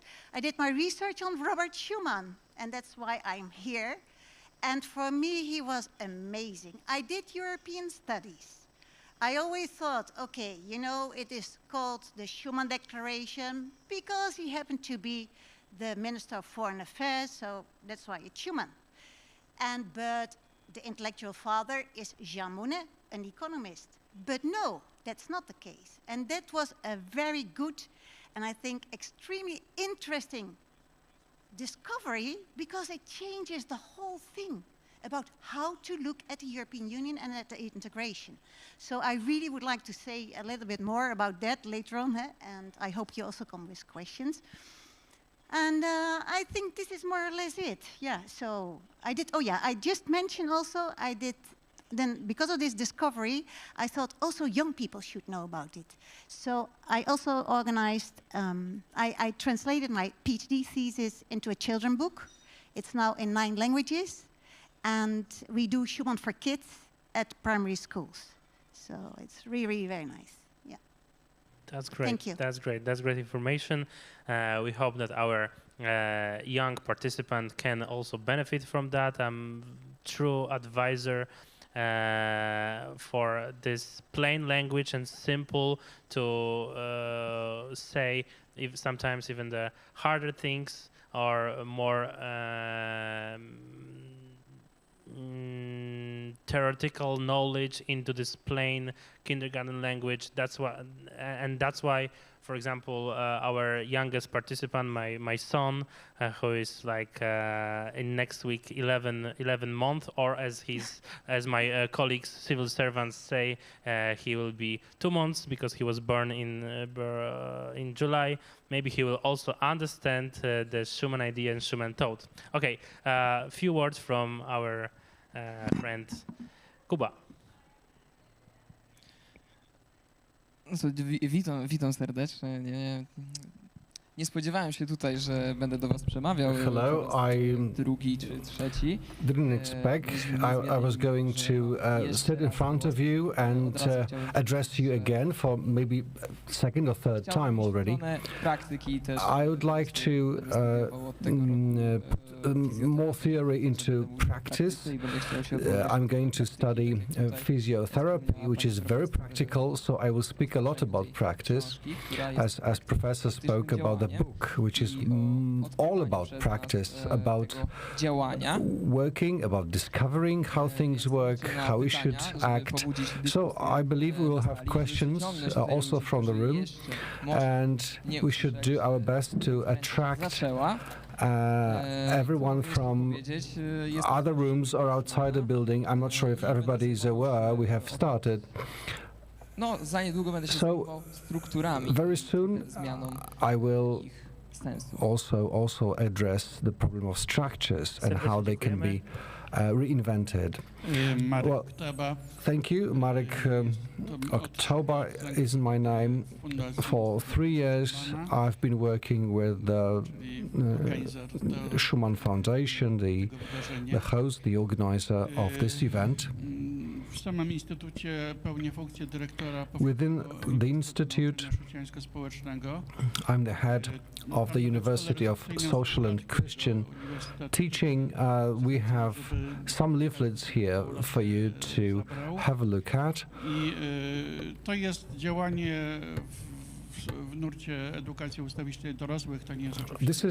This initiative is more about lifelong learning. It's not a university within the meaning of the law on higher education, but we try to spread the idea of social and Christian thoughts or thinking in practice. There are not too many people or institutions that do it.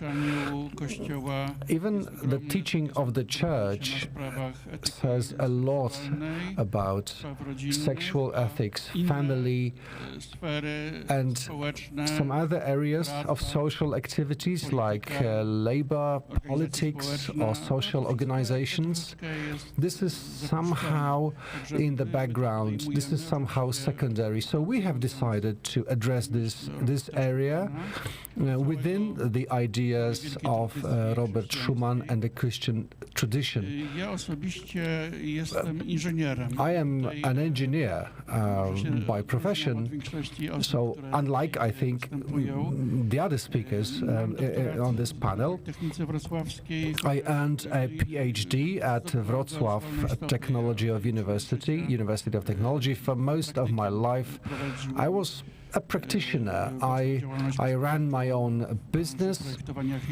I designed installations, and I also hold an MA in theology, and so a completely different area.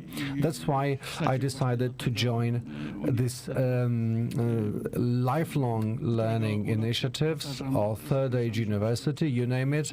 Anyway, we have a leaflet here at the reception. Pick it up and have a look at what we do. So you can tell we have a variety of speakers here with very different backgrounds, which is so beautiful, with probably many important things to say. And unfortunately, we have a limited time, but don't think about it now. Everybody can speak their mind. Everybody is free to share their opinion. We keep an open form of this event, like in the previous panels. And also, referring to the previous panel at the beginning of our talk, my first question is, and perhaps starting from my further left, what is your opinion, Doctor, from the further west perspective?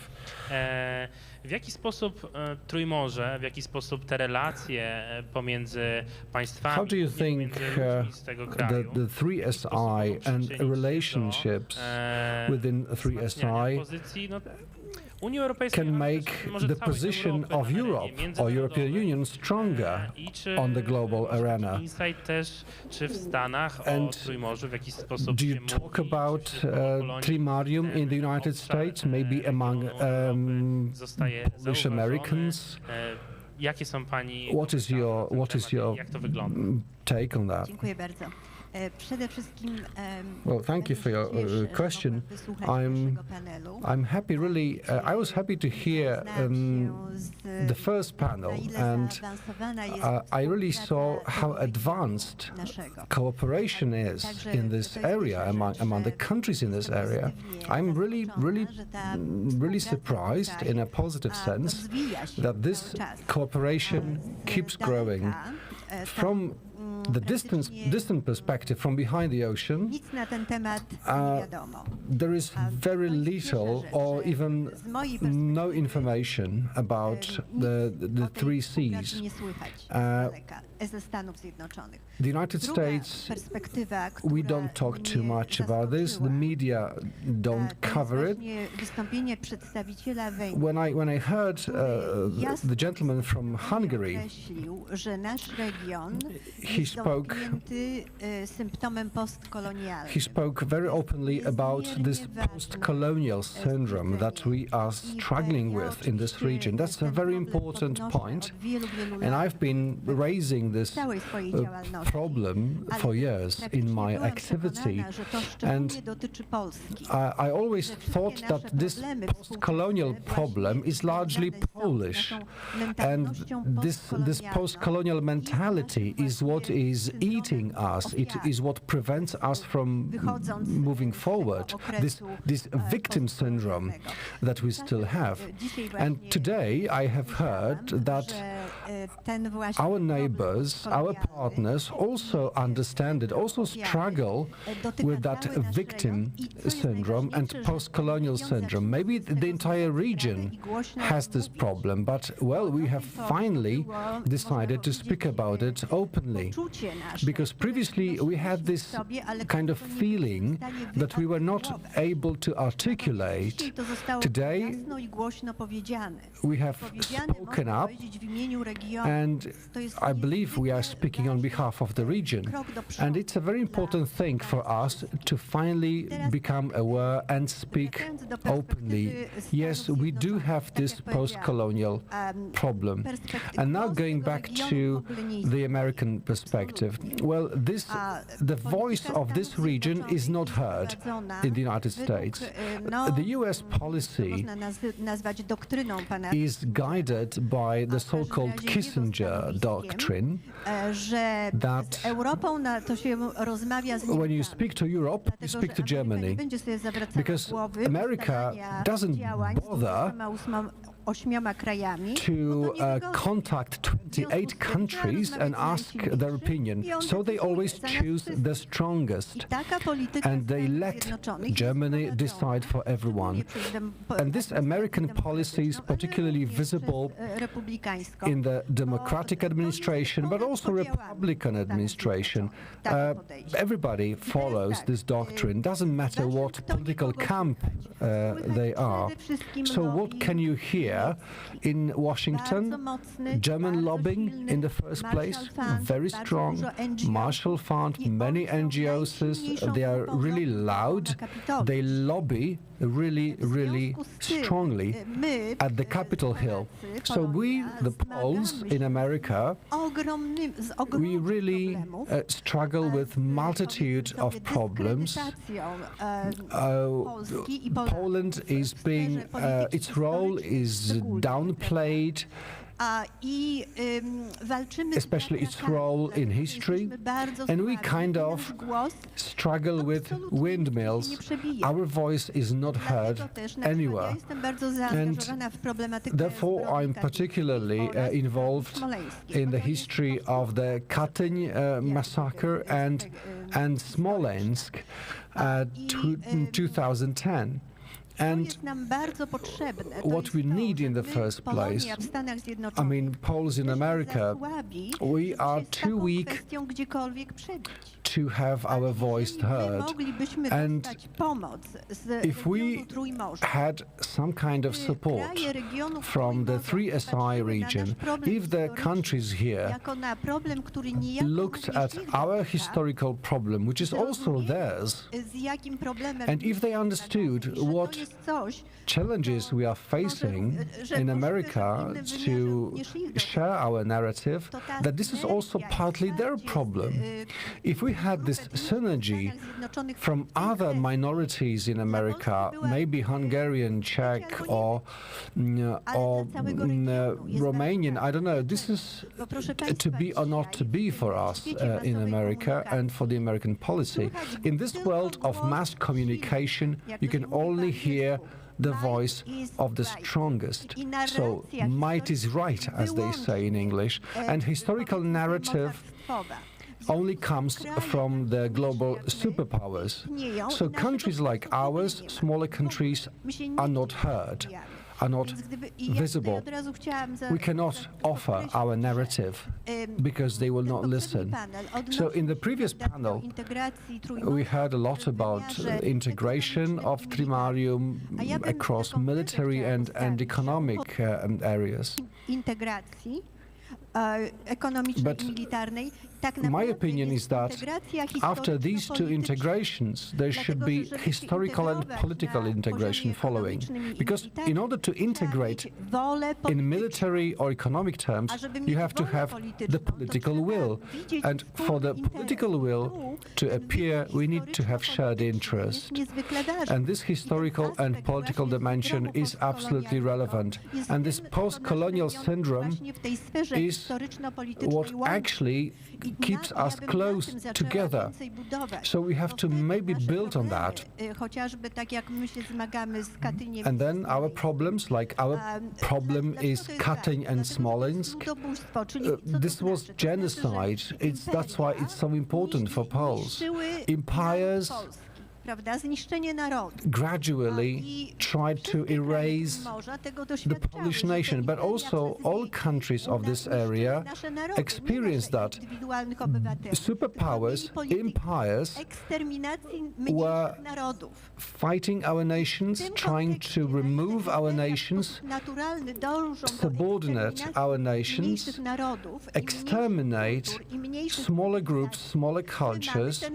So this is what we share. This is our common denominator. That's why we should support one another within the region, whether in historical or political areas, economic and others. So perhaps we should talk to diasporas in America from the 3SI countries to help us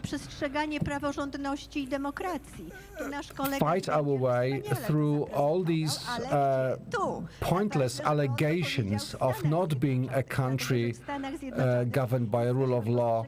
Because in America, many people look at us as Nazis, fascists. Well, why is it so? Because we are too weak to oppose. Dziękujemy serdecznie za ten wątek. Thank you. Thank you for this voice, for this very specific background, showing us a very important perspective. So we continue talking about how are we supposed to grow in this European context. So following up to what you said, we are building this community of 3SI countries. Stanów Zjednoczonych Ameryki, region trójmorski. And as you said, for America, this region doesn't really exist. What we do doesn't echo in America. Although the USA is our strategic partner, President Trump came to a couple of 3SI summits, but Jak sądzisz, global community doesn't know it. So what do you think, Marek, what do you think Robert Schuman would advise us to do? Should we build smaller communities, smaller platforms, so start with historical integration, for example? Because what bothers me, and perhaps you might agree with me, when we speak about great inventions, cuisine, wine, what comes to our mind is Western products or examples, but nobody speaks about great wine from Hungary, or great dumplings or soups from Poland, or about Nobel Prize winners from our region. So what do you think Robert Schuman would do if he were still here to make Europe more visible on the global arena? I think there are two opinions about Poland. In Poland about the European Union. One is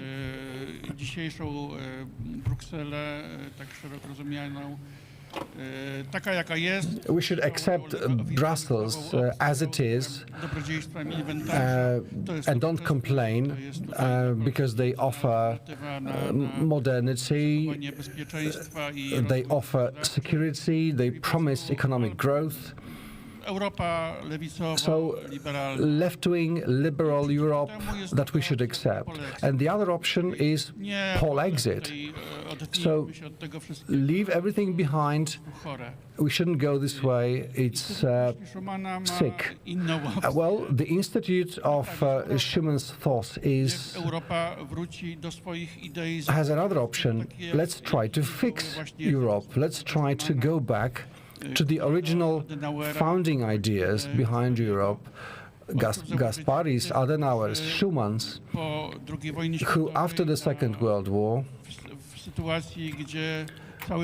when Europe had to be remade, when the whole Western Europe, almost all Western Europe, was in ruin and had to rely on the American assistance. If not for America, who knows, maybe Stalin would have reached Portugal with his Red Army. And that's why democratic and Christian community started the idea of common Europe. And Schuman once said that united Europe can overcome any barriers, any difficulties through the strength of community solidarity. When we look at today's EU, those condition mechanisms, economic sanctions, countries like Hungary or Poland being punished for their independent policies, this is not what Robert Schuman meant. We have this Prussian colonel who tries to impose his will, who tries to make other countries obey. There's no room for solidarity here. There's room for obedience, for rebellion, for distrust, and no solidarity. Solidarity can only grow on the field of brotherhood, liberty, and Schuman knew that if there is solidarity, Europe will overcome all difficulties. If we depart from this option of building solidarity, Europe becomes weaker and weaker. And what apparently seems to strengthen Europe, which is abandoning veto or following one political option, this is not what will make Europe stronger. Now we have one dominating political option trying to erase all other options, and there's no dialogue between different sides or parties to find out shared solutions. There's our way or the highway. Exterminate, in a sense, those who have other political color, calling them names, calling them fascists. It's completely different from what Schuman designed. He also said that Europe should not build extensive administration apparatus. Today, bureaucracy is like a cancer on Europe's body. Naszej współpracy formalnej, takiej na gruncie prawa międzynarodowego też właśnie miał na myśli coś bardzo chudego biurokratycznie. Doctor said before about our presence on the global scene as an organization, we should build something which is a thin administration in a way, because this will be democratic and effective. And what we are witnessing today in Brussels, in Europe, is completely opposite. We have a bureaucratic mass which is stronger than some countries, than political will.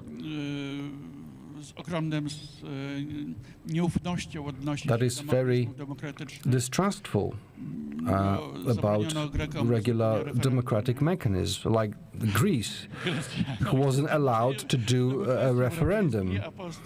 You see, sorry, but where is European democracy if they deny the Greek right to carry out a referendum? So the voice of the people is not heard. Because populism is all about the voice of the people, but today this is a very pejorative term.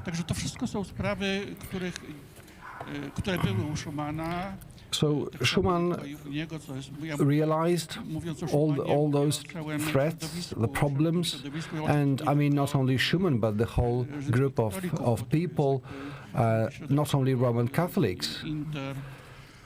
It was a very ecumenical community, joining people of different views, different languages, different backgrounds. Stąd jakby tutaj rzeczywiście Schuman dzisiaj może być ratunkiem dla Europy. So today Schuman can be a rescue for Europe, and our work in the Institute is, among other things, to bring Europe back to its roots, to its original idea. That's why we are building coalitions with partners from other countries. We are very interested in the success of the Trimarium initiative, because these countries share a similar history, have similar experience, and also we want to build coalitions with some Western groups. We have a professor from The Hague. I read your book about Schuman. I learned about Schuman from your text. I never dreamt I would be able to meet you in person on the same stage. I'm very happy about this. And in Western Europe we have groups that don't like where Europe is going, so we have to join forces and work together. And we have great traditions to build on. And a colleague from Hungary said it's more than 1,000 years of history, and not only Hungary and Poland, but also Croatia.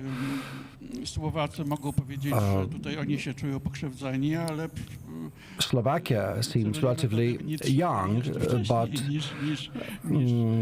the Cyril and Methodius were much earlier than St. Stephen in Hungary. So these nations, in various forms, but have been existing for centuries, creating various coalitions and constellations, not based on invading one another, but rather on creating federations with high religious tolerance and the first Polish Commonwealth was a great model to follow. In fact, I think Schumann's idea was, Schumann maybe was not aware of that, but Schumann's idea was a natural follow-up to the idea of the first Polish Commonwealth, the idea of Union of Nations. And just to remind you, that Commonwealth was not only about Poles and Lithuanians, other ethnic groups, including contemporary Ukrainians and Belarusians, or even Russians. And even back to the Union of 1658, the Union of three nations, because also what was previous Ruthenia was part of the Commonwealth. Actually, that chance was wasted. It never worked. But this is our history. This is something we can build on today. We have a beautiful Polish-Hungarian history, a Polish king ruling Hungary who fell in a battle against Turks in Varna, in today's Bulgaria. You see how things get intertwined throughout history. So this is beautiful. It seems like we were always one big family. Of course, there were conflicts, problems, like in every family, maybe some wounds that haven't fully healed until today and need to be addressed.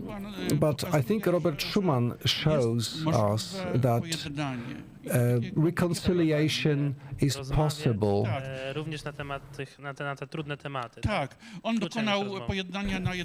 We have to really address those difficult problems. Yes, actually, Robert Schuman worked for German-French reconciliation, I think quite successfully. They were able to find agreement, although they had hundreds of years of wars and hatred behind them.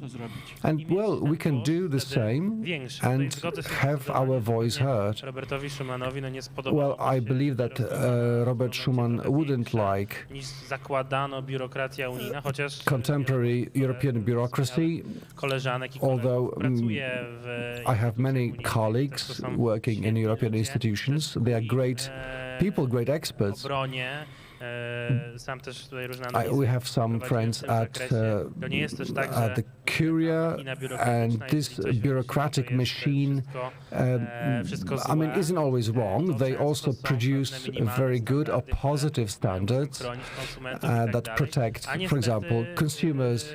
But unfortunately, national, domestic parliaments, when they implement European guidelines, they sometimes do what they call gold plating. They add extra requirements that are not necessarily imposed by the EU, and it's done everywhere across the EU. So, because we have our colleague Drogos, let's ask him a question. Region and the notion that the Schuman thought is not so yet recognized here.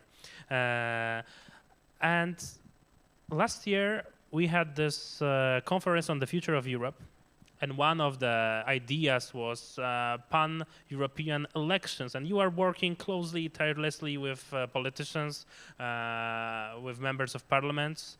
How do you see that? Of course, this idea would be beneficial more or less to the bigger European nations, but maybe there is also a chance for the Trimarium region that pan-European elections and pan-European party, for example, from Three Seas region, could happen, could influence Brussels politics in larger scale than it is right now. So, what do you think about this idea, which it is kind of an outcome of this conference of the future of Europe, what we were observing last year? Well, as you stated, indeed, I think one of the biggest problems is, of course, with unelected officials in Brussels. This is our main concern because, yes, as long as we are sending our politicians or our representatives to these European institutions, yes, at least we can hold them accountable to a degree with future elections. But when we talk about these bureaucrats that are working and are constantly, indeed, some of them, they have an invaluable contribution and they are crucial to this European project. But there are some issues we can see on which we simply cannot agree, especially in recent times when we noticed Poland's struggle to impose its national constitution, so its importance over European law. We can, of course, start a debate at least and see how exactly us as medium or small countries in Central and Eastern Europe can influence this European policy, and what would be the means of actually holding our grounds and promoting our own points of view in front of these very big economic and political powers. Yes, pan-European elections might be an option. Again, we go back to the discussion of ideology and European parties, because no matter how you hold these elections, once these representatives are elected and they go there, if we are not able to cooperate and truly collaborate on this trimarium base, then it would be pointless. We currently have European parliamentaries in Brussels, and they are we're sending them every election, but we cannot see a definite cooperation only through European party lines. So either if you're talking about the EPP or the ECR, we can see a certain cooperation, but even there might be some thorny issues, so to speak, because yet again, when we see our patriotic or conservative parties, nevertheless, at one point we start discussing about history and things become more sensitive. But because we talk about history, and my first master's degree was in history, I took it in history, and especially focusing on the 20th century and totalitarian regimes in Europe, I would like to point out that history should not be only a divisive factor. On the contrary, we can find so many historical events and moments that actually unite us here in Central and Eastern Europe. And I would refer, for example, with the political system in the interwar period, where here in this part of Europe, trying to fight irredentism and revisionism, our countries actually managed to form a system of alliances. We talk about the small entente with Romania, Czechoslovakia, and Yugoslavia. Also, we talk about the Romanian-Polish alliance that lasted all the way to the brink of the Second World War, proving more or less efficient due to these two giant military powers that were the Soviet Union and Nazi Germany. Nevertheless, we tried to work together and try to help, at least somehow, through humanitarian and a corridor through Romania for our Polish brothers. Afterwards, the Second World War brought great tragedies in Poland and Romania. We saw Poland completely dismantled again, and Romania losing more than a third of its territory. And this is why we were engaged in such a bloody conflict, trying to recover what we lost, of course. With the imposing of communism in this part of Europe, again, we come to our common history. We come to this common point of view that we suffered together through more than 45 years of communism, and we know what this means. I'm very glad that we have our dear professor from Western Europe, because, again, it's an interesting discussion in Western circles, including the USA, regarding socialism and communism and how it is portrayed there compared to here where we actually lived through it. For 45 years in Romania, for example, we tried to survive, especially through a spiritual point of view, because economically, yes, we had our ups and downs, our highs and lows, but through this spiritual and sense of life, we tried to survive and keep our soul intact. In the first 10 or 15 years, the Romanians were actually still waiting for the United States, for the Americans to come. Even nowadays, it's such a saying, the Americans are coming. And we were waiting for 10 years. We had a partisan movement in the mountains, in the Carpathian Mountains. They were fighting the communists with the hopes of United States bringing support. Obviously, these were only dreams, and at one point during the 60s, we realized that this event is impossible, and we kind of gave up on it. But even after the fall of communism, we see with our efforts of European integration in Poland and Romania this dream of becoming a united Europe after so many conflicts, after the Iron Curtain being torn down, we realized that it was the only chance for peace and for economic development. Yes, we waited for the Americans for so long, for decades. It would be hypocritical now to denounce this alliance and try to get rid of the American support and of NATO in itself. And this is again a discussion, because we see in certain Central and Eastern European countries this anti-American or pro-Russian sentiment might be more present or less. Again, we have to look at social factors of historical and maybe at fake news and propaganda nowadays, which is again a very, very serious problem. We managed somehow to integrate into this European and North Atlantic systems. And we discussed where we were for 50 years. We can discuss about our current situation. Well, in a few short words, if we look to the West, indeed, there is economical prosperity. We see a high development index, but also we nowadays see more of an ideological menace, so to speak. I do not want to go into this trap of demonizing the West that, of course, Russian propaganda uses, but it is indeed a discussion of how more modern leftist, wokist currents are affecting us or will affect us in 10, 20, 30 years. So if in the West our fight for our souls might be difficult to maintain, on the East we have this big bear that constantly tries to bite off other territories or other countries. Again, I come back to our common history. Romania had the history of more than 150 years of Russian aggression. There is not a single, let's say, positive interaction that we can say that ended in clear satisfaction for the Romanian part. Even when we were allied with the Russian Empire or with the Soviets through different military strategies, in the end we still suffered and lost territories, and our independence was, if not denied, at least it was undermined. And again, in Poland, this sentiment, I believe it's again very well known and understood. So I do not want negative thoughts to unite us. Usually when we look at a common enemy, yes, it might be a factor of unification, but I want to build upon positive sentiments and upon positive objectives. When we talk about also, I appreciate that our dear colleague from the Schumann Institute talk about theology and spirituality and, of course, our Christian roots, because this is how the real European project was thought, with having in mind Christian values, Roman law, and Greek civilization. So if we denounce these values, what is Europe after all? What remains out of Europe? Oftentimes now in Romania, and I believe it's the same in Poland, they try to make, they try to attack us, calling us somehow backwards because we're too spiritual, we're too religious. They always state this, the statistics of how many churches are they exist in Romania, how many churches there are in Poland, and I believe the contrary. I think this is a reason to be proud. We must be proud that for hundreds of years we've been fighting for Christianity. We were the gates of Christianhood here in Europe, fighting Ottoman or Islamic menace. And now I think we also have to pose and act as defendants of Christ, if not in a military sense, but in a spiritual and an ideological way.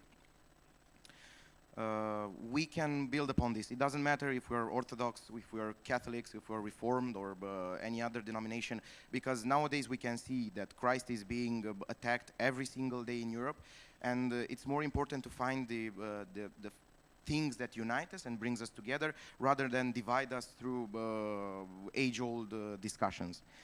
And now, if we're talking about more optimistic or positive aspects, and let's be more practical, because in the first part of my discussion we've been talking about history and ideology. Now let's look at statistics and facts.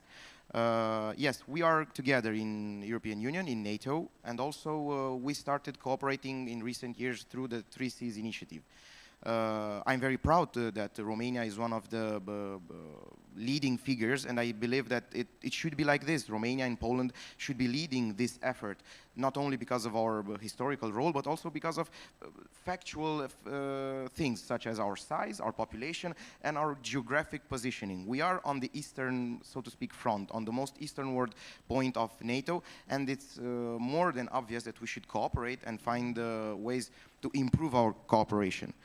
In regards to military, I have to applaud our Polish partners because I can say that Polish military right now looks, at least from the Romanian point of view, in a very good way. It seems modern, it seems efficient, and also you have a system in place in which volunteers and young people can actually get involved into the military without getting necessarily this forced conscription.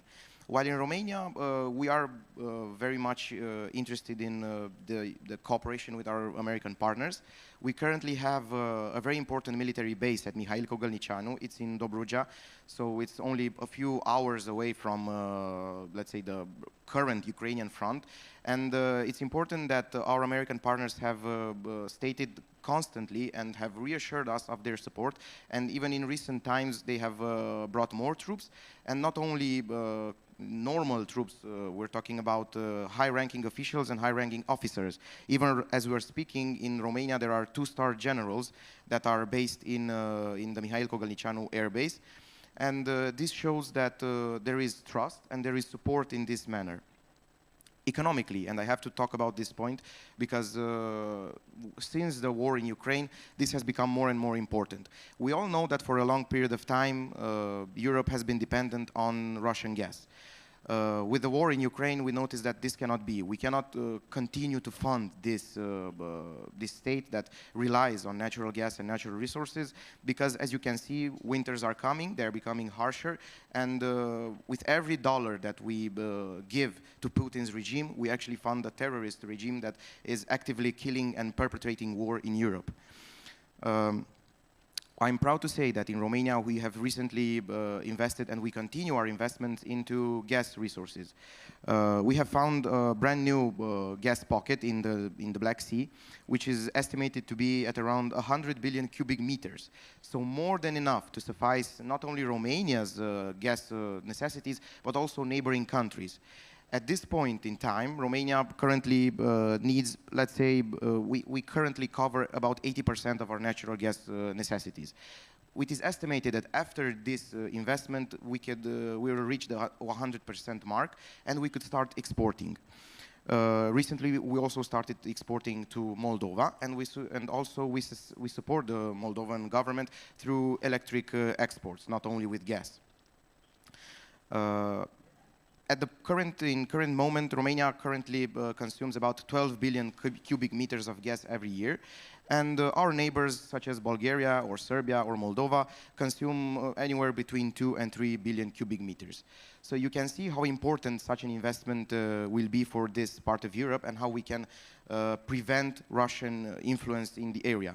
Also, I would like to believe that with Romanian exports, we could diminish Russian influence even in our neighboring friendly country, Hungary.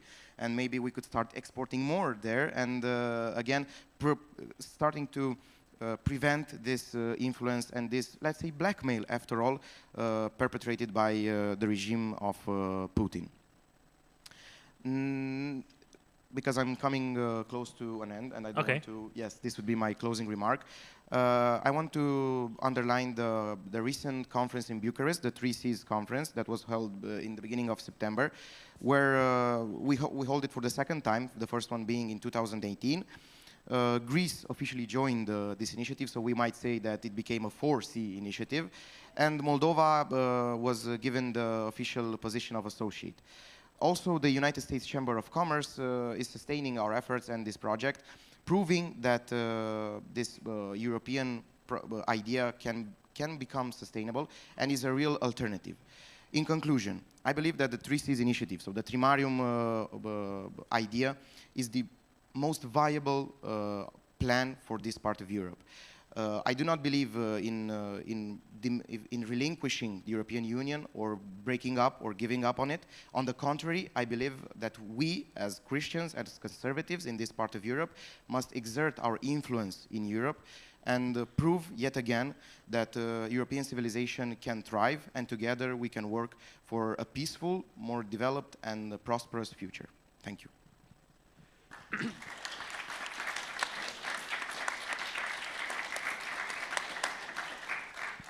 Thank you very much, Dragos. From your perspective, now we can definitely say that Three Seas initiative is an initiative which delivers key projects in energy, transport, digital interconnections. The Three Seas initiative is a catalyst for cohesion and convergence of the European Union and for the strengthening of the transatlantic link. And of course, also from my perspective, is also the situation of the security in the Europe and in a global helicopter perspective as well.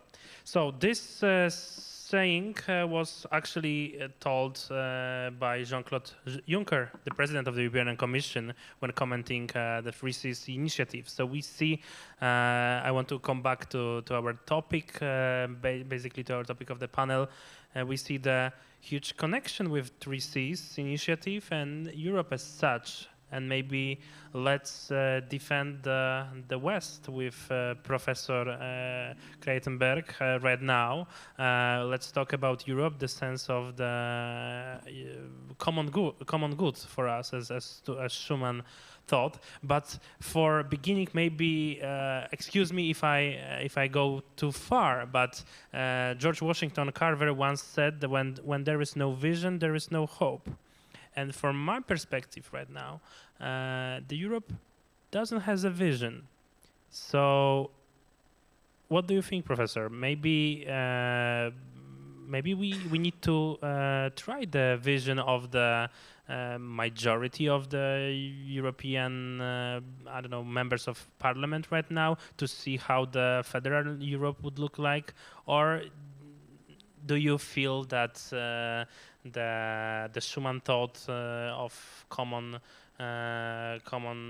good as Europe of nations would work in the future? Yeah. Yeah. Yeah, I'm very happy that thank you very, very much for everything, because I'm learning a lot about the Trimarium also, all the input, very grateful, very interesting, everything. And yes, the EU, Europe has a vision, only they've forgotten about it. So that is the problem, I say. And I also, first of all, if I refer to you, what you said about the Eastern and Western Europe, it is nice because I read it in Fratelli Tutti. I don't know if you read the encyclical of Pope Francis. It's very beautiful.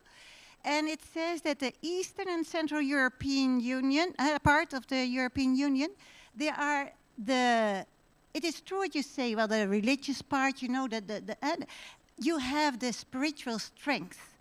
And in the Western part, we are extremely practical, but a little bit too practical, you know? And that is precisely, I think we can learn a lot from each other. But, okay, this is just because I wanted to react immediately to what you said and about the thing of fraternity that is essential. And if you don't mind, I just go back to the roots because I think that they are so extremely topical.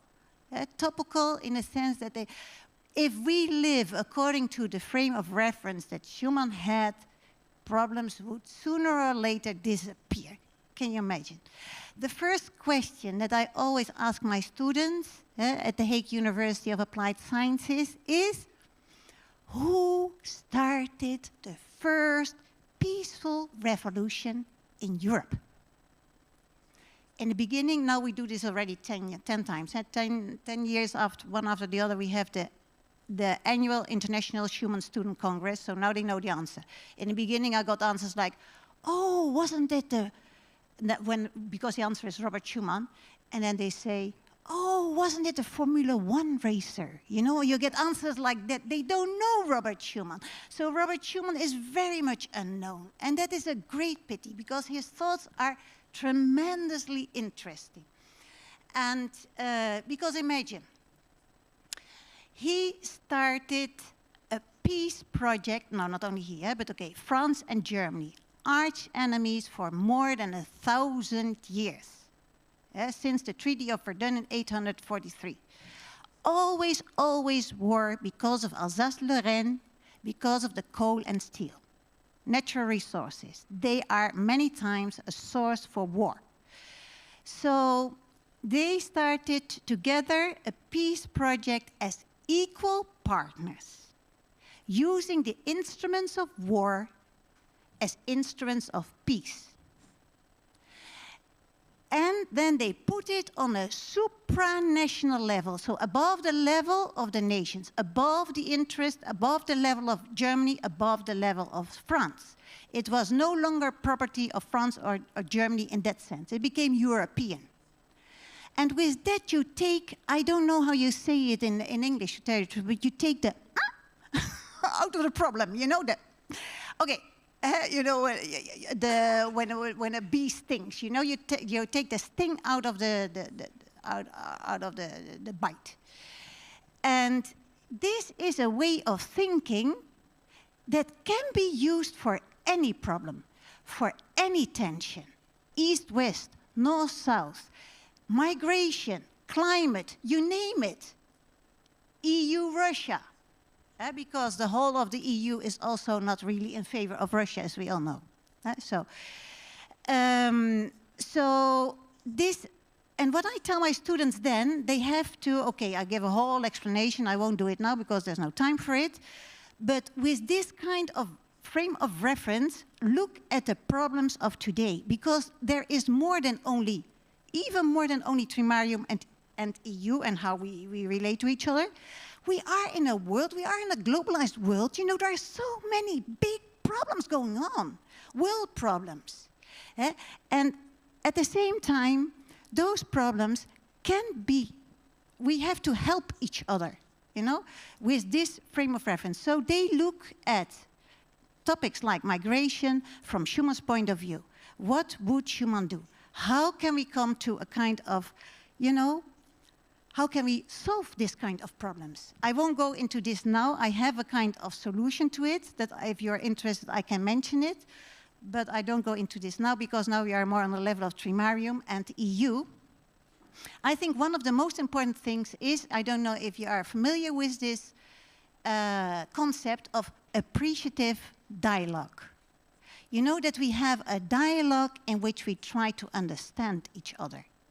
Really get into the skin of the other one, try to assimilate what is said, both ways, and see what we have in common. And where are the differences? No problem. You know, in order to build bridges, we need differences, and they enrich. So I think that the Eastern Europe, Central Europe, and Western Europe, we really complement each other also in very many ways. And it is beautiful if we stress on that and that we become strong, a strong Europe that can be also, well, I won't say immediately an example for others, but the Christian roots that you also mentioned, the Jewish Christian roots and the Roman Greek traditions that we all have, all share. That is Eastern Europe, Western Europe. We all share that, and that is the root, it is what should imbue everything. You know, and this is something that we have forgotten about. You also mentioned it. And if you know, a tree has roots. If you cut down the roots, of course, the tree will fall sooner or later. And that's the danger. So we really have to enkindle those roots. And by living up to it, by really trying to live up to it, we ourselves in the first place, we contribute to a better world, to a better environment, to a better Europe, to a better world. And this thing is, I hope you don't mind if I just make a little jump, because this course, I give a course at our university, it's called Personal Leadership Connected to Core Principles European Integration. You would say, what do they have to do with each other? Well, I lived in several countries, I experienced this myself also, and I think all of you also know. If I ask, what is the aim in life? If I ask it in my class, I have students from all over, 29 students from 29 countries sometimes, or 25, whatever. Now, yeah, everybody wants to be happy. But what is happiness? You know, Bin Laden also wanted to be happy. Look what he did. You know, so what is happiness? Yeah, now to be healthy? Of course not, because when you're sick, you can also be happy, you know? So that is not the answer, to travel around the world, to have all the money. No, all those things you can say, no, no, no, no, that's not happiness. We all know that's not happiness. So what is happiness? And then I mentioned to them, I said, you know, I know the answer. And of course, it sounds extremely arrogant. I know here also, I don't think it sounds really, really arrogant. But I said, it counts for you, it counts for me, it counts for everyone. So what is it? To try to become the person you're meant to be. Next question, but how do I know who I am meant to be? What kind of qualities would you like to see in another person? Every one of those 29, they have to say another quality. So, okay, that is honest, sincere, so sincere always there. Patient, perseverant, funny, generous, well, you name it, kind. Now, all those things. Okay, 29, I miss always one. Perhaps you guess which one it is. Humility. Humility, and it's extremely important, so then we have a talk about what is humility. The Dutch don't like this word very much.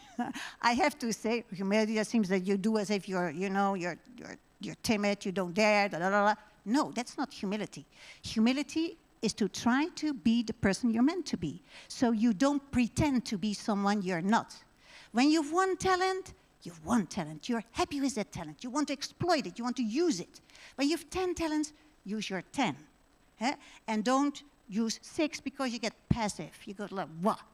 And when you do pretend to do as if you have 2 or 3 while you have 1, you're not yourself. You're not happy. So, and this same thing happens for countries. And every country is different. We are like a big family. Every country, every child in a family is different. You should not pamper children, but you should also not be too strict. You should safeguard the identity as much as possible.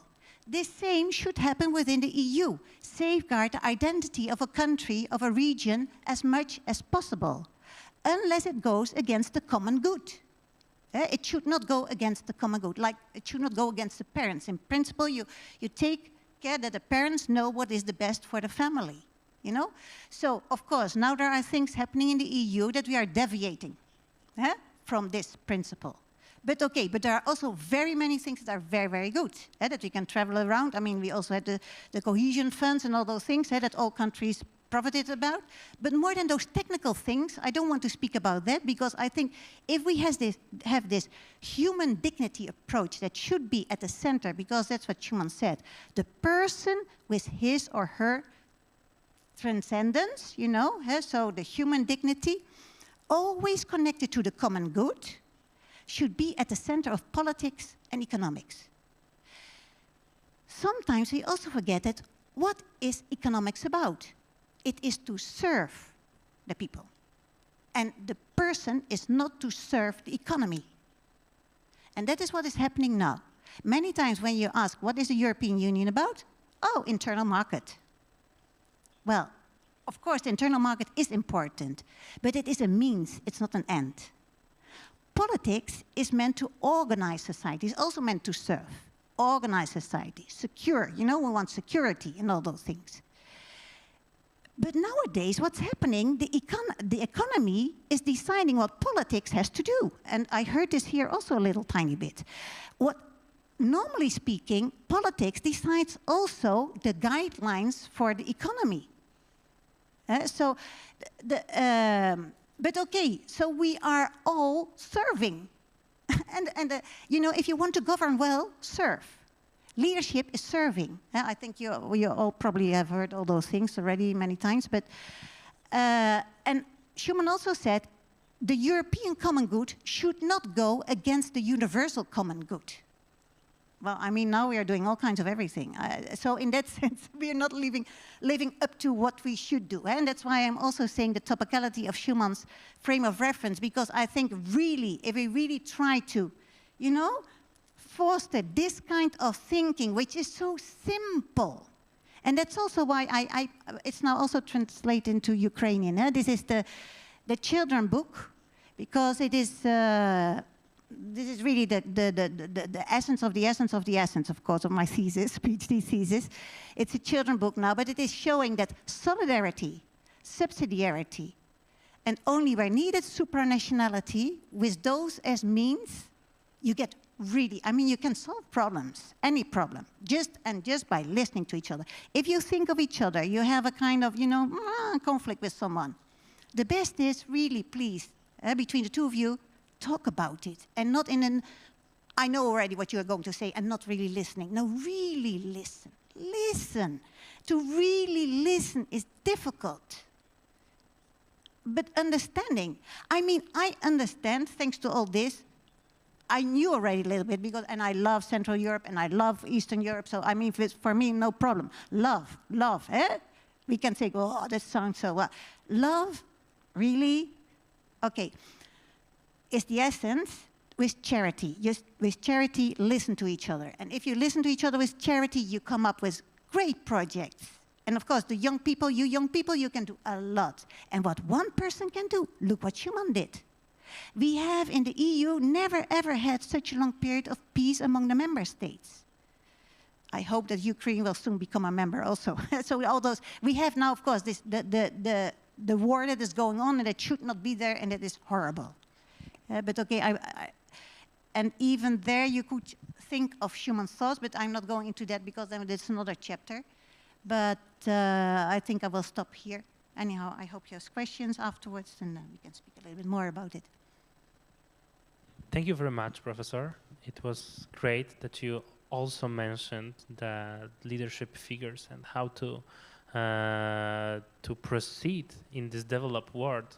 I think it's very important right now, especially in the forum of young leaders across the Europe, because we are right now at the time of the huge decisions. Maybe after 40 years they won't be so huge, but for now, for many of our listeners here in the audience, these could be huge decisions. What are going to do in the future? What studies will I pick? Where will I live? Because in Europe I have a possibility to live in every state. I can almost a possibility to study in every other state, which is pure love, as you said as well, and that's why I had also an opportunity. I had the opportunity to teach, to give some lectures on, for example, jurisprudence or civil societies in elementary school, high schools, colleges, also some workshop with students. And even it was the law, basically what we can do or we cannot do, what the students should or not. There was always a time during this class, during this workshop, when we were talking about ourselves in the future and the importance of understanding ourselves. So for me, the biggest message and the notion what it should be at the schools, it's that after school, the thing that you have to just learn by heart is learn yourself. You know, what do you like to do? What do you don't like to do? Yeah, why the homeworks are super huge from mathematics, and I don't like them, or maybe I would like to spend more time in the air, and I will be a super guide in the mountains or something like that. I think the sense of knowing ourselves is the biggest, sometimes the biggest challenge, but you will have the much more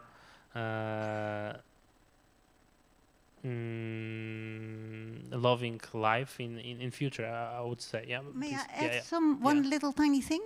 Because I asked the students then, okay, had a next step that what they have to do after we have spoken about those 29 qualities. Pick out one that you really, really want to improve in. And I'm just going to mention one example. That was of Mercurius. He was from Greece. He wanted to be positive. I want to have a positive attitude in life. And I said already at the beginning, if you don't change, because they had to make a journal during 6 weeks, every day, how did it go with, in this case, my positive attitude? Oh, again, I was negative. Because whenever they ask something, no, not in the mood, no, tomorrow, no, always like that. So if you don't change, congratulations. Why? Because you notice that it is difficult to change. And you get more understanding of other people who have their own things to change. And the same you can apply to countries. So don't think that it's just only for people. Then, but if you do change, you yourself become more happy, and you make the people around you more happy. Same happens with countries. Trimarium, for example. So this is something, and then he said, first 2 weeks, Mama. Then third week he came, yes, I got it. Well, what happened? He had a Skype conversation, and was still Skype, with his parents, and they said, but Mercurius, what happened to you lately? You're so positive. And his friend, Angeliki, said, he really changed. He's such a nice friend now. And if he can change, I can change. So she started being punctual. Then the next week she came, it's so nice to be punctual, because the rest of the group, they didn't expect me to be punctual. And I was punctual, and they were so happy. And I made them happy. To make other people happy. To focus on the positive of every person, of every country. This is so rewarding for yourself, for the others, for the countries. It seems as simple as can be, but this is how life works. You needn't be a professor to know this. A child can know this. Yeah? But this is the essence of the human being. And we are all human beings. And the people that I met, because I also taught personal leadership in India, I taught it in Spain, I taught it in France, in Italy, everywhere. So, and here. So everywhere exactly the same.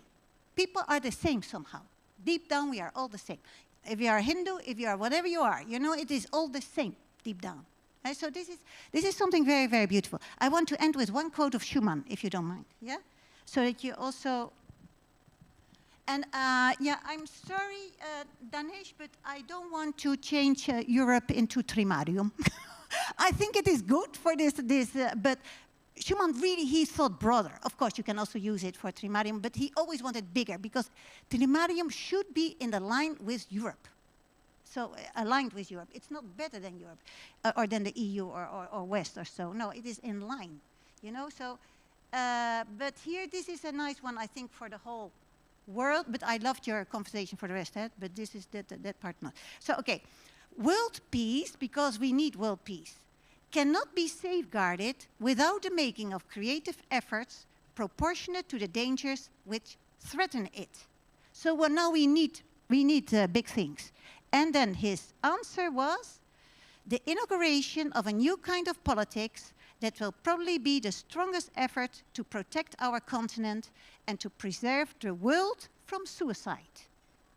So, and this is, I mean, I think we have to think perhaps of natural resources on the level, even some of them, so that at least every person can eat, has shelter, etc. The very, very basic at the supracontinental. But perhaps now I'm saying too much. Thank you. Thank you very much. I think you are not saying too much, because these are the grounds which are which were at the beginning of connecting people at the very first of European integration. Of course, we had this common sense, common threats, common needs, but we had the colleague from Georgia at the last panel. He joined the panel, and he said the beautiful saying about the word present in English. It has the connotation of the present as a gift. And we need to focus on the present, on the today's, and today's what will go for the European integration. Is there this basic principles of how we communicate with each other, and that's why we have also the representative here from our młodzieżowe grupy Schumana. We have Jakub here, Kuba. Jakbyś może mógł opowiedzieć nam trochę właśnie o Jakub, could you speak a bit about Schumann's youth groups and praktyce, wygląda, what do you do in właśnie practice różne warsztaty, tam with your kilka razy. workshops, meetings, the Jak events, ty to widzisz? Czy na poziomie takich właśnie młodych liderów, at the level of young leaders, as Madam Professor mentioned, do you see that Schumann's thought and the reference to to the simplest principles is going to work? As you said, you are going to study physiology or physiotherapy. So do you think that we should focus on practical activities, on practical action? There was a story Professor gave us about one of the students, and that they concluded eventually that perhaps the simplest things and the focus on simplest things can give you more happiness than great ideas. So after your chats with your colleagues, do you think that Schumann's thought this idea could be well accepted by other nations, by young leaders from other nations? Can we use this dialogue to build our relations, our community? Okej. Następnie chciałbym powiedzieć, że zgodzę się z przedmówczynią, że First, bardzo ważne I want to jest stress, zrozumienie. I agree Na with początku the chciałbym zauważyć, że ja speaker tak that długo nie jestem w młodzieżowych grupach Schumana. understanding is a priority. I'm not that long with the youth Schumann's group, but I can share what I learned from the panels, recent workshops. As regards the youth Schumann groups, we came together for different workshop sessions covering different areas. They were not only focused on samą ideologiczną część on ideology or political issues. Grup Schumana, Instytutu Schumana. Zapraszałem osoby z innych środowisk. People who were invited came from tych ludzi. Different fields, they had different backgrounds, and it was a great opportunity for people to meet. Now, speaking about here and now, z rozmowy z publiką wychodzi na to, że oni chcą działań. Based on what I hear from my peers, they want to act, they want to work.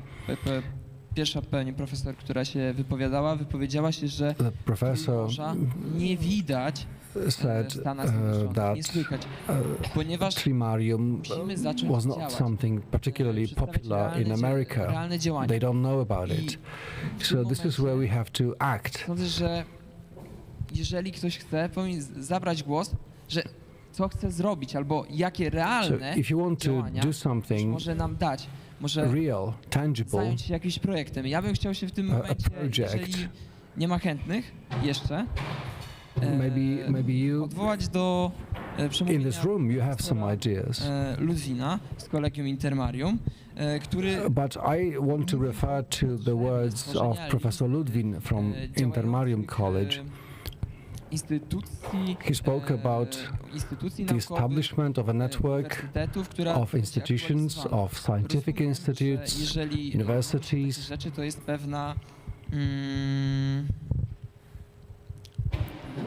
pewna chęć do przejęcia nad tym inicjatywę. Czy może pan profesor So I think if there is a will to do so, Professor, maybe you can elaborate on this. I'm sorry, doctor, not professor. Wybaczy, doktor. Tak, natomiast to troszkę o coś innego chodziło. Myśmy mówili well, we meant something different.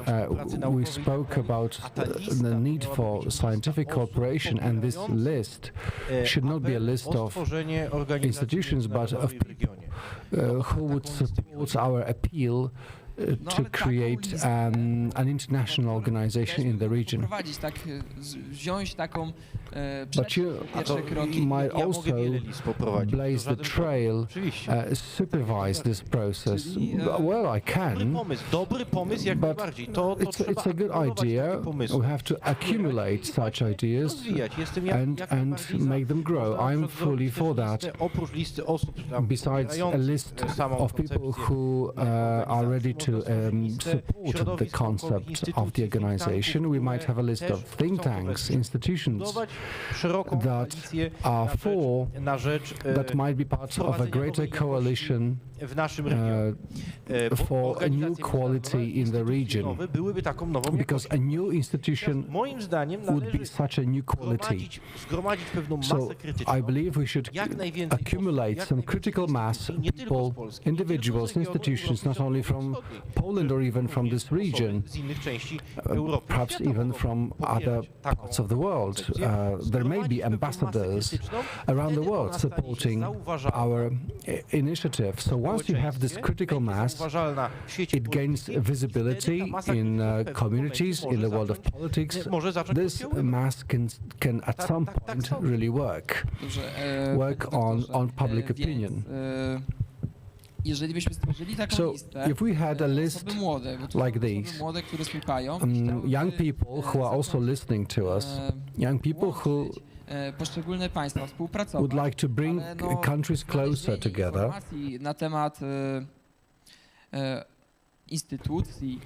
and now finding information about institutions, scientific groups that support the idea of Trimarium is not so easy.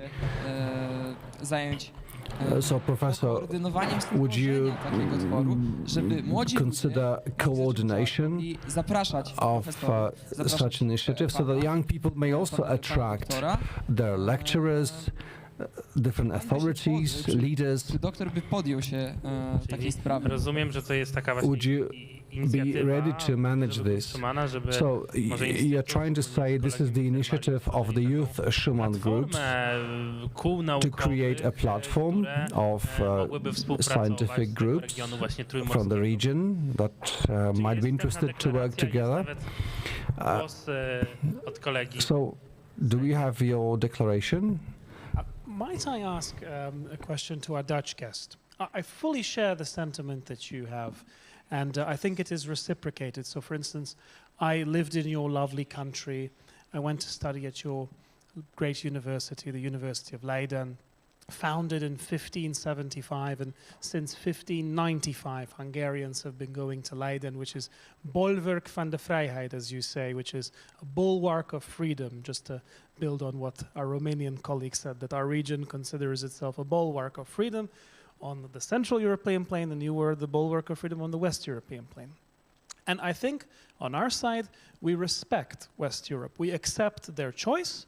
We have accepted the decision of certain governments to, for instance, approach the demographic crisis by focusing on mass migration. We accept this, we respect this. But all we ask in return is that the other half of Europe look to us and accept our choices. And to give you a very specific example, in Poland, when the system change occurred, when Poland regained its independence, when the Soviet occupiers were pushed out through the bravery and resistance of the Polish people, and after the Poles democratically elected a government, they decided that since there are people in the judiciary, in the constitutional court, who helped to maintain the communist dictatorship serving the communist, Soviet occupiers, the retirement age of judges on the constitutional court in Poland should be lowered, so that those judges who participated in the maintenance, the operation of the dictatorship,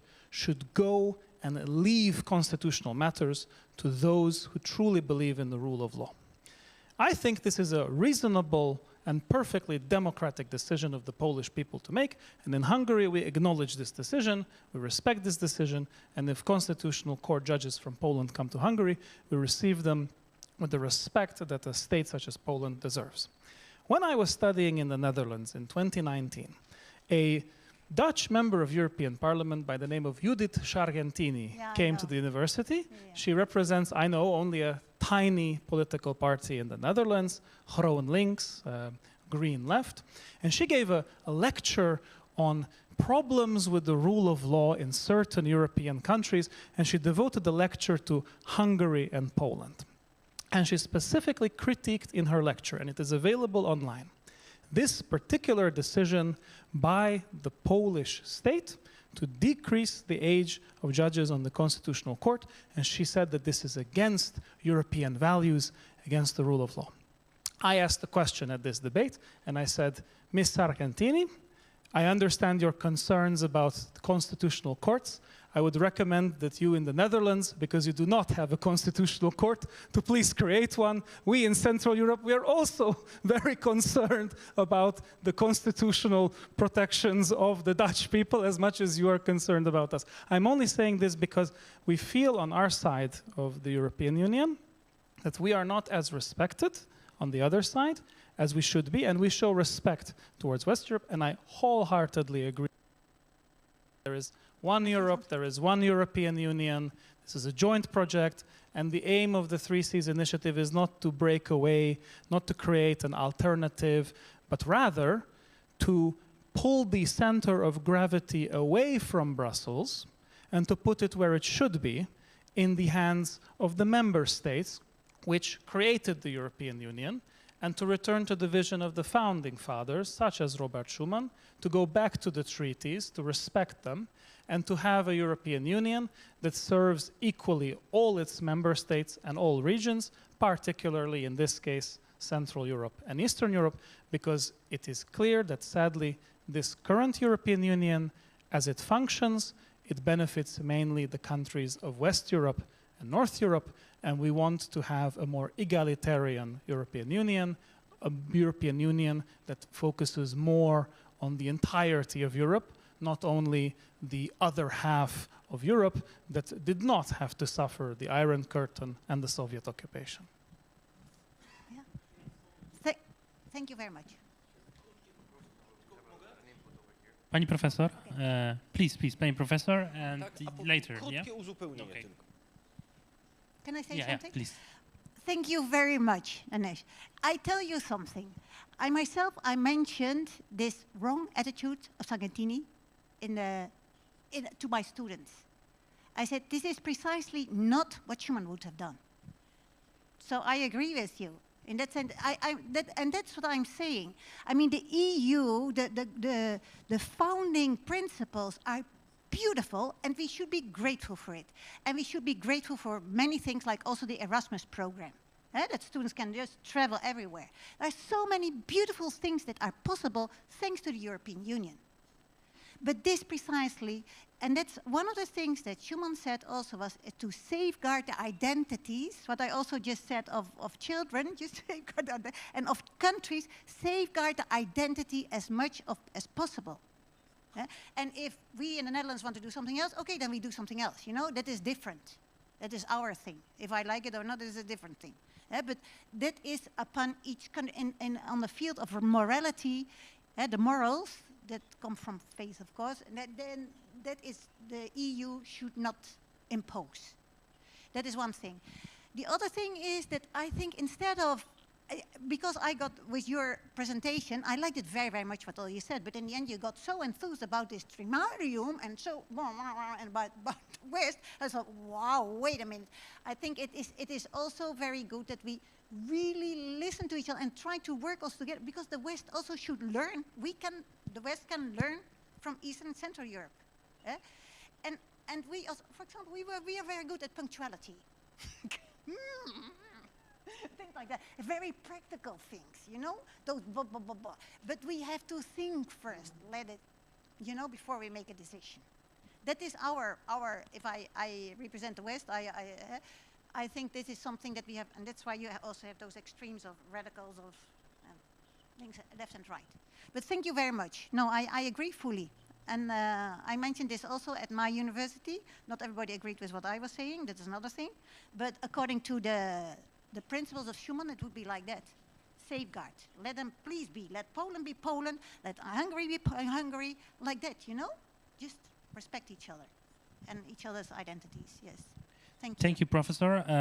Panie doktorze, short remark, and we'll then take the time to our lady. Yes, exactly. I have only one remark, and Denis, thank you very much for your opinion about on the relation between Intermarium or Trimarium and the European Union. And as I said during the previous panel, when I was there, I said, and it is extremely important to know that the future possible international organization in the Trimarium region should not be in contrary to the European Union. It's not just the case of not altering the European Union. No, it's not our goal. It's not our aim, our mission. We have to take into account that we are talking about different levels of integration, in fact. So we might say about regional, sub-regional level, supranational level, European level, and global level. So these are different levels of integration, different layers of integration. And in my opinion, in my understanding, Trimarium organization should be an regional organization in the meaning of the Charter of the United Nations. The Charter of the United Nations mentions about a regional international organization. It's not a contradiction, international and regional. But there are, in our current world, there are some such organizations. For example, Liga Państw Arabskich in Polish, I don't know the exact English translation, Arabic State Leagues, or European, American organizations of American states, North America and South America as well. So there are such organizations, as I said, and I think we should follow these examples. And there's no contradiction. Of course, we can and we should say, or we should call for introducing some changes in the European Union. Why not? But I think that in my vision, Trimarium organization should be something beside, not in a contrary, but on a different level of integration. And it's possible, especially in a modern world, where, you know, for example, in the philosophy of law, we say about legal polycentrism. Legal polycentrism. So there are many different sources of law. There are national sources of law, there are international sources of law, there are supranational sources of law, and we live in such complicated world, and it's nothing strange in it. And in international relations, we live in a very complicated world of different relations between states, international organizations, between corporations, international corporations, between international NGOs as well. So take a look at Greenpeace. We all know that Greenpeace is a powerful organization that influences the world. So, and I think that Trimarium International Organization should be one element of this complicated world, and it's nothing strange. And I suppose that current European Union authorities would say that the Trimarium organization is not needed, that it is something strange because we have the European Union and it's enough. No, that's not true. It is not our real world. We are living in a polycentrism world. Okay, so that's all. Thank you very much, panie doktorze. Teraz widzę, że jest jeszcze chęć głosu od pani doktor tutaj. I can see the doctor wants to take the floor and some people from the room, tam jest też głos. Peter and someone else. So our coffee break is getting shorter and shorter because at 1 o'clock we needed to finish. So, pani doktor, bardzo proszę. I would like to address our colleague from Hungary regarding the situation of the Polish judges. I should probably speak Polish because this is important for the Polish young generation.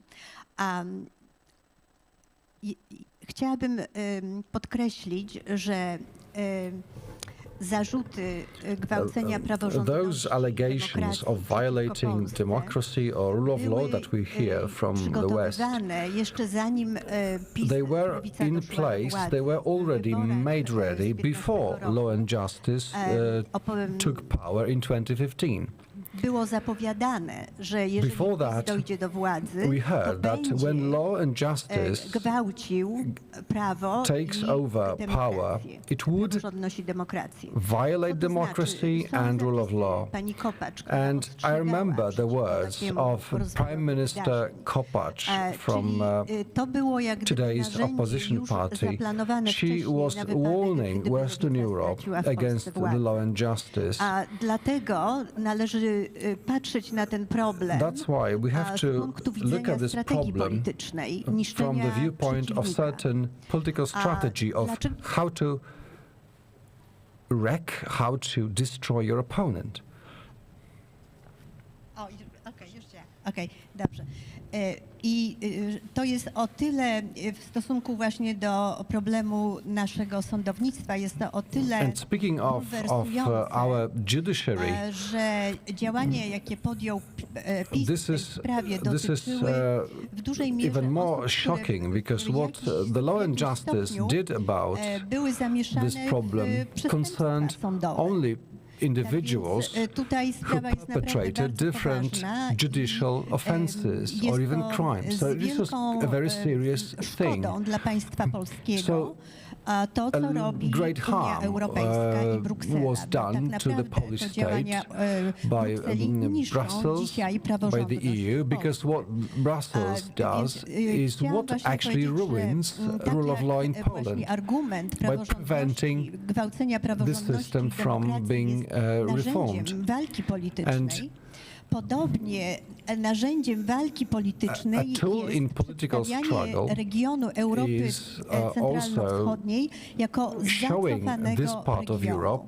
I bardzo proszę, żebyśmy sobie z tego zdawali sprawę, że kwestia mówienia o tym, że Europa Wschodnia jest zacofana w stosunku do Europy Zachodniej, tak zwana backwardness of the region, when they stress the backwardness of the region, z Zachodu, ona jest narzędziem polityki imperialnej, a jest narzędziem imperiów przeciwko naszemu regionowi.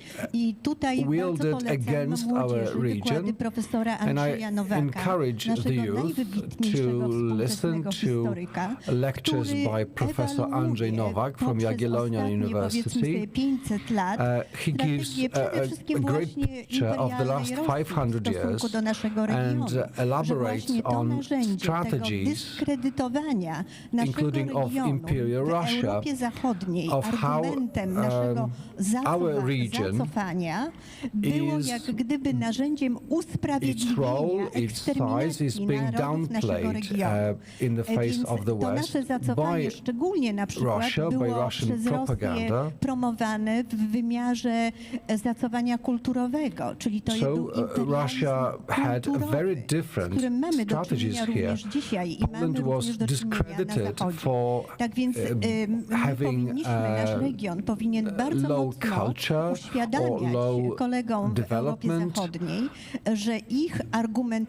So we have to make our Western colleagues aware that their approach to our region is in a way a splinter of their imperial approach to our region. So you say we should respect them and demand respect. This is the key, because every imperial mentality lies on the lack of respect, rests on the lack of recognition and respect. If we are not aware of that, if they are not aware of that, we will never work towards amicable relations. Well, thank you. Thank you for this voice. Dobrze, Piotr, tak? To ja może tak w temacie, jeszcze właśnie w temacie właśnie imperializmu, ale też speaking of imperialism and trimarium, przede wszystkim tutaj myślę, że to co jest ważne, to co jest istotne, no to what is relevant zauważyli, że is that we should understand that trimarium is not built in opposition to the EU. It is medicine for the EU because we have the values, we have community, we have economic cooperation, we have cooperation among the youth, among parliaments, and what Maria said, imperialism would often come from the east, but also from the west, as Professor Krasiczyn stresses. The old Europe, the old Europe, the old European grandma must be helped, because she wants to build an empire based on a number of selected states. And we, the grandson, we have to help her change her mind. We have to be the medicine. During the recent Trimarium summit, we had Greece applying to join. So Trimarium is not a closed project. And because Schuman wanted to grow Europe, to share the positive ideas of Europe, even outside it, it's the same here. We want Europe as Schuman wanted it, and we want to grow this idea, spread it beyond Europe. There was a question from the audience as well, and then I would like to sum up a bit. Thank you very much. I'm trying to really respect everyone's time and the coffee break as well, so I'm trying to be short. To get back to the start, it was mentioned that how many Polish people in the United States are living, and I'm not sure whether it's widely known, but the highest number of Hungarians abroad the current borders are also living in the United States.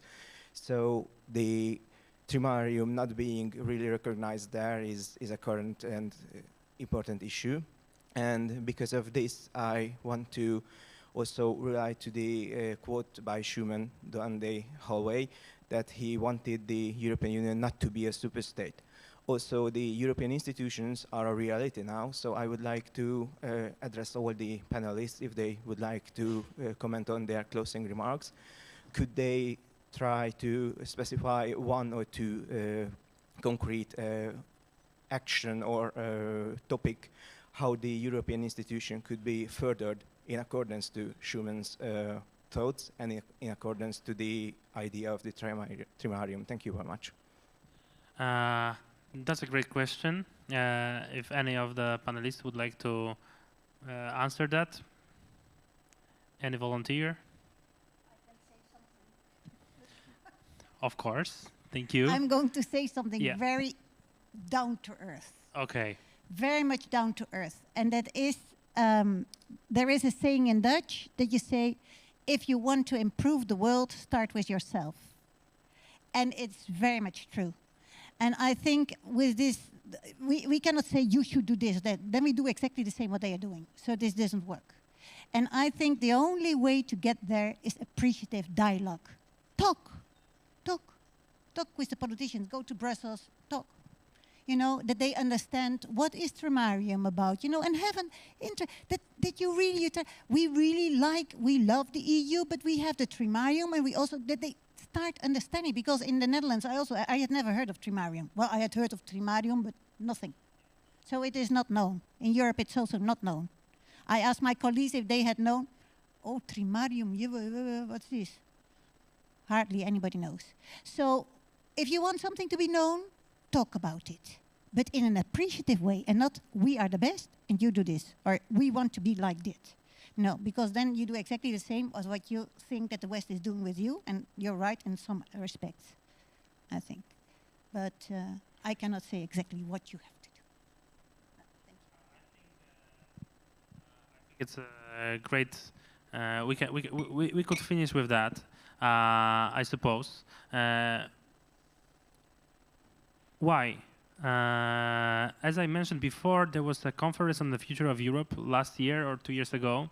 There was continuous action, and you can check that maybe some of, I don't know, people from Trimarium, from more right-wing alliances and all this, that our voice is not being heard in the Schuman roundabout in Brussels. There is not our voice. But actually, we can check on the conference on the future of Europe that during this workshop, the people from, for example, right-wing alliances, there was a minority. They were only minority. So I think, yeah, the talking part is crucial one right now. So this is a thing to stop with. I think the best. Definitely, I will give back do pani doktor za chwilę. Definitely, we will need a lesson and maybe a workshop on Schuman. Maybe later we can talk about that. And I also observed that during an audience, we still need a vast amount of time to spend on our regional cooperation and in Trimarium, because it's a vivid topic. This discussion is so rapid, and I think just to sum up what we already said in that sphere, because our panel is European Union and 3Cs initiative. So definitely the formal cooperation of 3Cs initiative countries within the framework of European Union is indeed possible. But we would be contingent upon several factors. So definitely, as Dr. Ludwin said, we have precedents for regional cooperation in the framework of EU before. So we had the Benelux Union, for example. We have a Nordic Council. We have a Visegrad group as well. Of course, maybe our friends from Croatia or Slovenia wouldn't like to see 3Cs as a VIP4 plus format, but we can talk about that. We understand that, and definitely maybe after a coffee break or something like that, we would like to talk more about legal grants, because as the doctor said, there are possibilities of formal regional cooperation under the Vienna Convention on Law of Treaties. Definitely there are, but we need to focus also on the European Union treaties, because our cooperation has to be. We need to foster with our ideas principles of the European Union in this matter. And I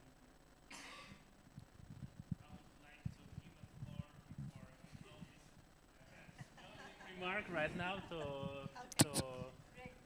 Thank you very much. I would like very quickly remind everybody that our beloved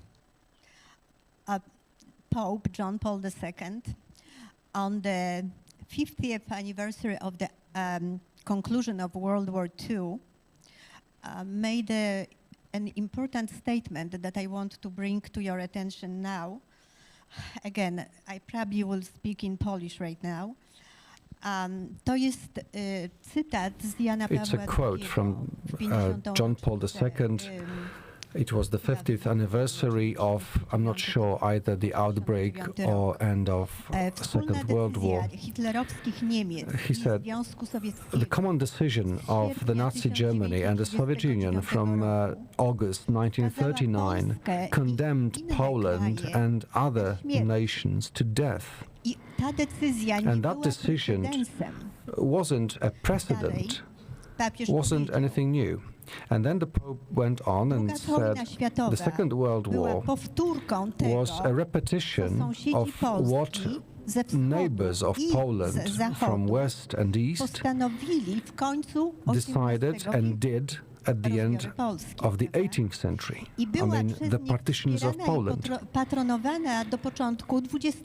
And that situation continued until the 20th century. In the mid-20th century, the same decision to destroy, to exterminate and violate human rights was taken again by the same groups, the same countries. And the Pope said a system must be put in place to secure us from a situation where economic or military domination leads to disrespect and perhaps even extermination of nations. So Pope referred to the Ribbentrop-Molotov Pact that led to horrible destruction and tragedy for this region. And it wasn't a new decision, it wasn't a new situation, it was a repetition from history. So there are certain forces in Europe where Western and Eastern empires clash in the middle of Europe at our cost. So who knows whether a similar decision was taken at the beginning of the 21st century. It's a question to you, young people. It's your life, it's your future. We will be gone soon. But remember, there are certain natural processes and history repeats itself, and only if you understand your position, your situation, it may save us. So, as part of Intermarium, we have to work together because this initiative represents all countries or most countries affected by the Ribbentrop and Molotov Pact. And we have a celebration, a Memorial Day or Black Ribbon Day in Canada to commemorate the victims of the regime or regimes in Central Europe. And it's really difficult for us when celebrating that day that it was the most horrible crime and collaboration of Germany and Soviet Union led to the destruction of the whole region. And we cannot say it today because it's not popular, it's not, some say it's not even polite to remind of that. And if we say that this history may repeat itself, nobody wants to listen. It's great if we love one another and we are optimistic about the future, but we have always been a victim to cooperation of these two empires. So we cannot be silent, we cannot just smile and pretend everything is fine. This must be on our banners, and this Black Ribbon Day should be understood in America, in the West, should be supported and not hidden in the media. All right, thank you for this input. We have to move on. The discussion is very interesting, but we have to finish. I want to thank our speakers for their contribution, for sharing their experience. Everybody contributed something very interesting. We are still around if you want to talk with the speakers over lunch or during breaks. There are many things left to discuss. Primarily how we move on with regional cooperation within the broader European context. And of course, questions still remain what Europe we want, whether it is possible to go back to the roots. So a lot of questions, a lot of areas to cover throughout the day. But now let's break for coffee and snack. Piotr, you have a message Na for krótką us? przerwę i potem sobie podsumujemy Yes, a nasze short forum. break, and then we Też powiemy o tym, co do a little summary. We'll talk about więc what bardzo next, was zapraszam. our future plans, so stay with us, and again, applause to the speakers. Thank you.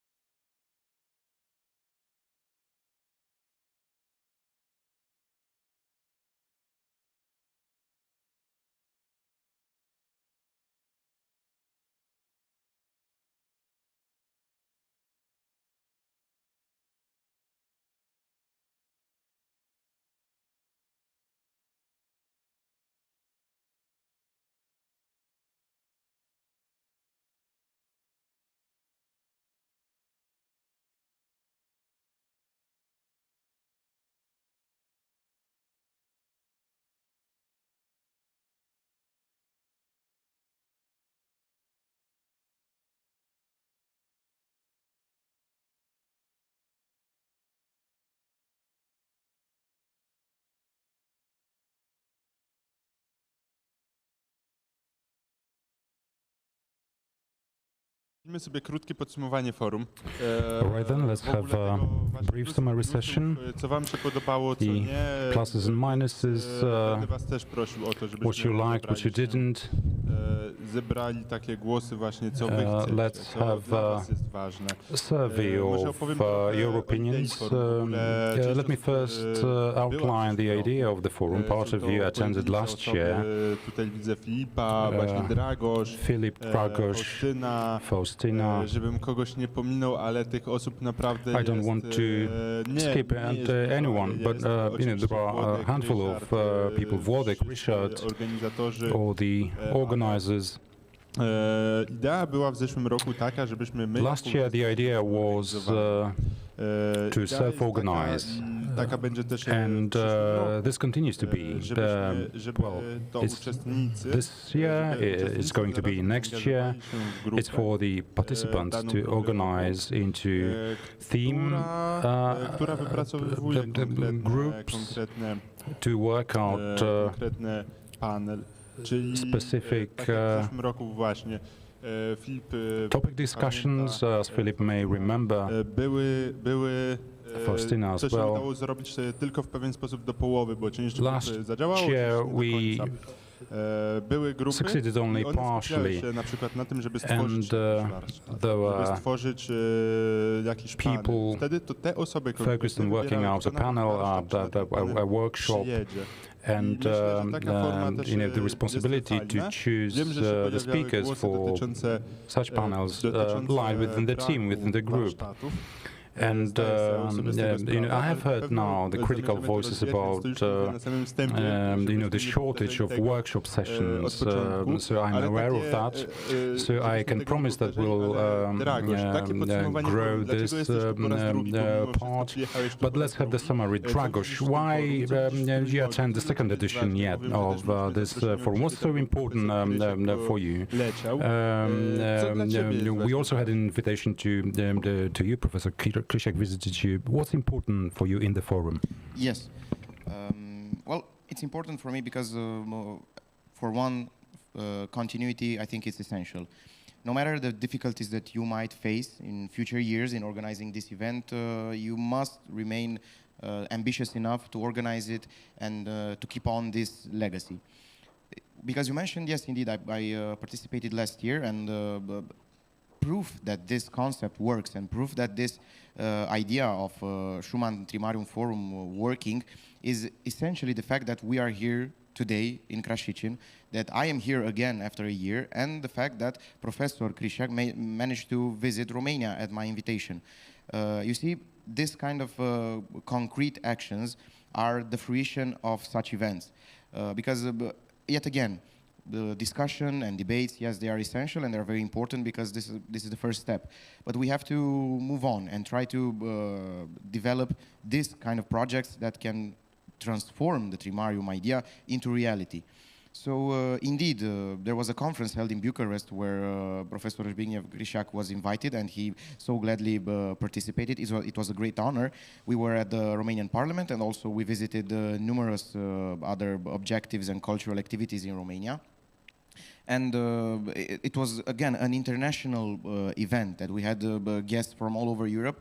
And you can see that when we know each other's culture, traditions, and so beautifully we noticed the Polish dances and the singing, this is how we truly get together and we learn how to appreciate one another. I'm sure that Schumann Trimarium Forum will be one of the catalysts that will build a generation of young leaders, of leaders with values and with real objectives in life. I have to congratulate the whole team of the organizers, because I know how difficult it is to organize such an event. I know how hard it can be to create a schedule, to have panelists, and to manage the whole logistics of it. And especially because you are so young and you managed to do such a good job, I have to congratulate you and applaud you and wish you the best also in the future editions.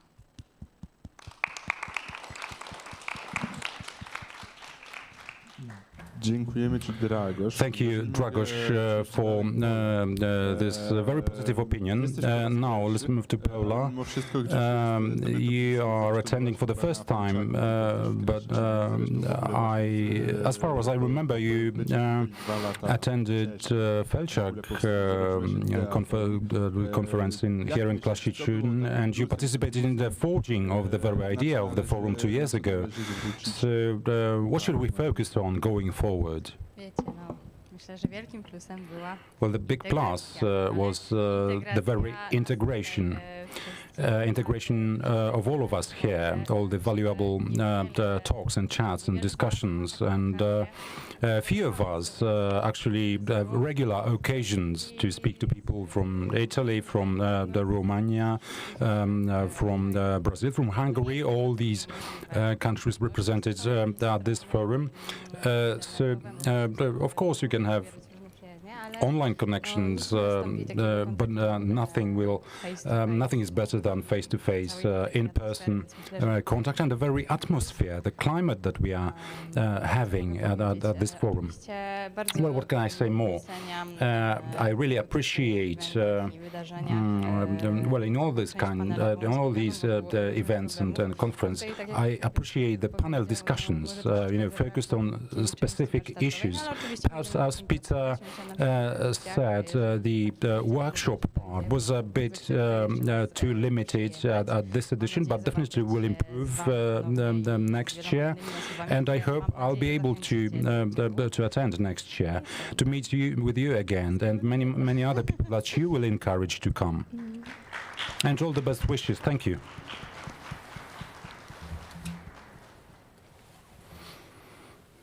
To ja może po pierwsze zgodzę się z Polą, że zgadzam się. First of all, yes, I agree with Paula.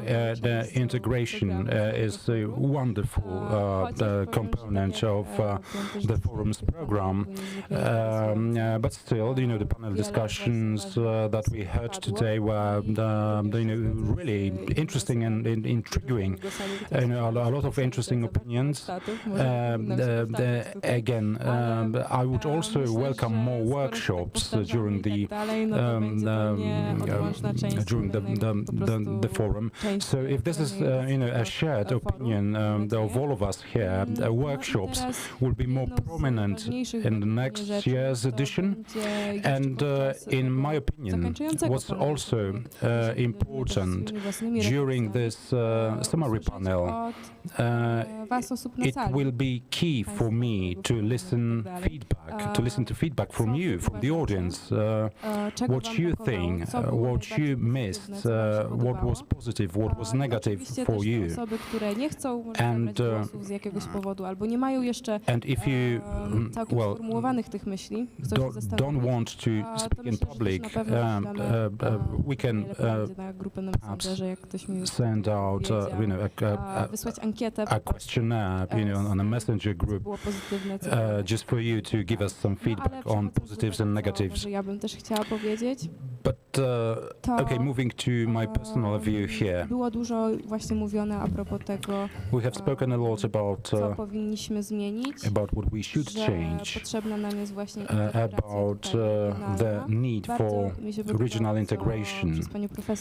What I liked that Professor Maria said in last panel, that we should start with ourselves. Zastanawiałam się nad tym, and co możemy zrobić i w jaki so I thought, what could we do to start with ourselves? And Jakub keeps telling us that we should get down into practice.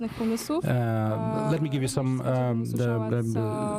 ideas of my own, and perhaps I can get some from you as well. So the first thing that came to my mind, music, makes people better. So as Dragos mentioned, do we know our original songs, singers, even famous ones, or good quality performers? Well, I have spoken with my Ukrainian friend, and I don't know any Ukrainian poets. jeśli nawet teraz, to get to know each other is invaluable thing. So in a moment we'll have lunch, and why don't we just exchange the songs that we like in our countries. This is something we can do immediately. And kolejne pomysły to myślę, że powiem jeszcze później. And then I will speak about more ideas later on. So thank you very much. Dziękujemy. To ja może tak jak przechodzimy do konkretów. Thank you. So if we are going down to specifics, then cuisine workshops would be a good idea, perhaps. It will depend, of course, if we can arrange for that. Now, Jakub, we all know Jakub. He likes, getting, close to people, approaching people with a microphone. But I would like to ask you for your opinion. What was good? What was bad? Any ideas that you have? And later on, why don't you pass the microphone to any volunteer? And mind you, you will get the questionnaire, the survey via email, most probably. It's the first edition that I'm attending, and not all things were perfect. Some panel discussions were extremely interesting. But again, I was missing, the workshop part, the workshops that would enable, networking during the breaks, to let us get to know each other a bit closer, or form interest groups. What we should do for the next year. I believe that jeżeli mielibyśmy, powiedzmy, if we are to Dragosz. No boom.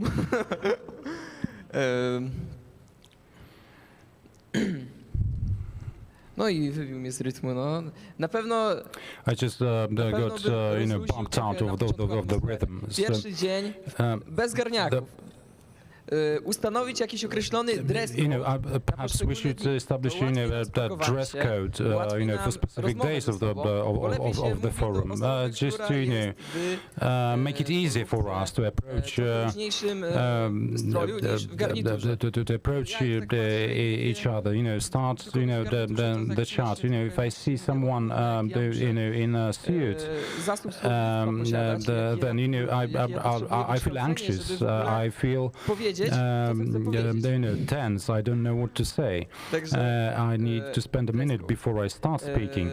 So dress code would be one thing. The other thing are, the workshop part.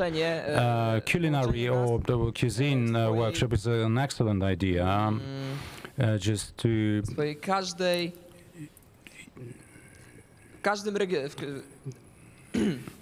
połączeniu nas w poznaniu tego, co w naszych regionach jest najlepsze. Unite us in learning about what was best in our region.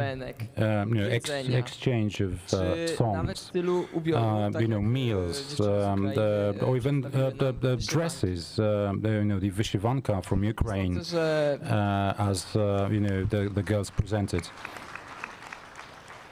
Sądzę, że też pierwszego dnia od razu osoby, które przyjechały z zagranicy, z Polski, powinny mówić o tym, co by chciały tutaj zrobić, żeby ewentualnie before the start of the forum, zwrócić się do organizatorów, their intentions, about what they want to do, and they should contact the organizers. Lepiej się poznać, żeby zacząć działać. They should ask for workshops, for instance, and no i chyba już czas przekazać głos dalej. Czy ktoś chciałby powiedzieć jakieś plusy, minusy?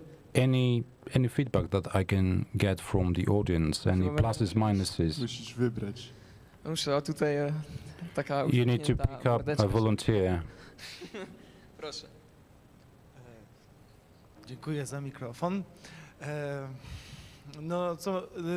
Thank you for giving me the voice. So, you have a list of the wishes, expectations. So, I would add some networking components or strengthen it. any perhaps interactive activities to include in the program, or for us to sit together, and I'm not talking about the lunch table, just for us to speak to each other, well, to have some, excursion or, escapade, just to, integrate ourselves. And I would agree with the previous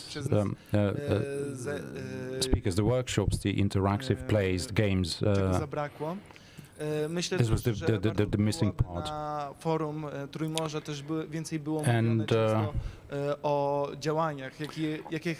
we have spoken a lot about action that we are planning to take, perhaps further existing activities or initiatives. Once we have identified the need, then we should be starting to reach out with our initiatives for next editions of the forum. Brawa do Dawida. If I might add just a small suggestion, maybe an idea. For the next edition, we could possibly maybe look at a list of countries with people that have been last year and this year, and notice which of the Trimarium countries have not managed to come here. And let's focus on sending invites and maybe getting them to be present in such a manner that we can cover all of them, because I think it is very important, right? It was such a pleasure to talk with our Slovakian friends from Hungary or from these countries that we learn about, we read about the situation politically, historically, but it's such a different experience to actually get to know each other and to talk with each other.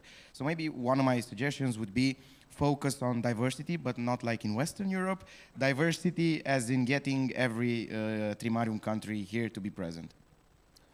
Thanks for good advice, good idea. Mamy chętnych. Może zaczniemy od There's a volunteer. So let's start with America.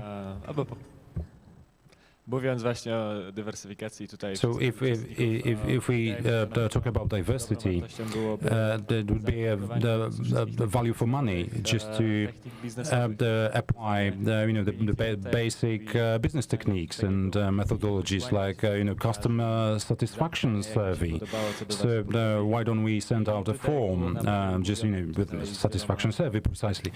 And as I have heard from professors and doctors yesterday, we need to prepare a SWOT analysis just to identify all the threats, opportunities, and strengths and weaknesses. And then we can have an action plan in place. And as Dragos said, why don't we contact or send invitation to those who have been present, who have attended the previous editions of the forum, so that as a minimum we have just a couple of people from each nation of the Trimarium. This would enhance our integration, and perhaps this is the most important thing.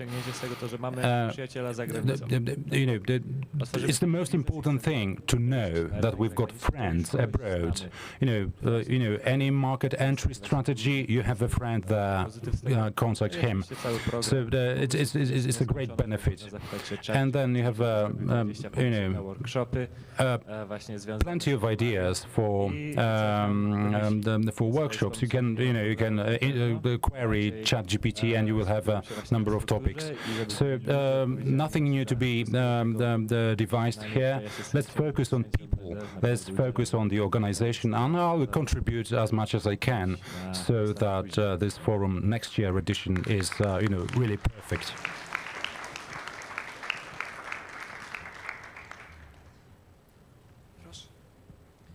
Bardzo dziękuję. Jedna rzecz tylko. Thank you.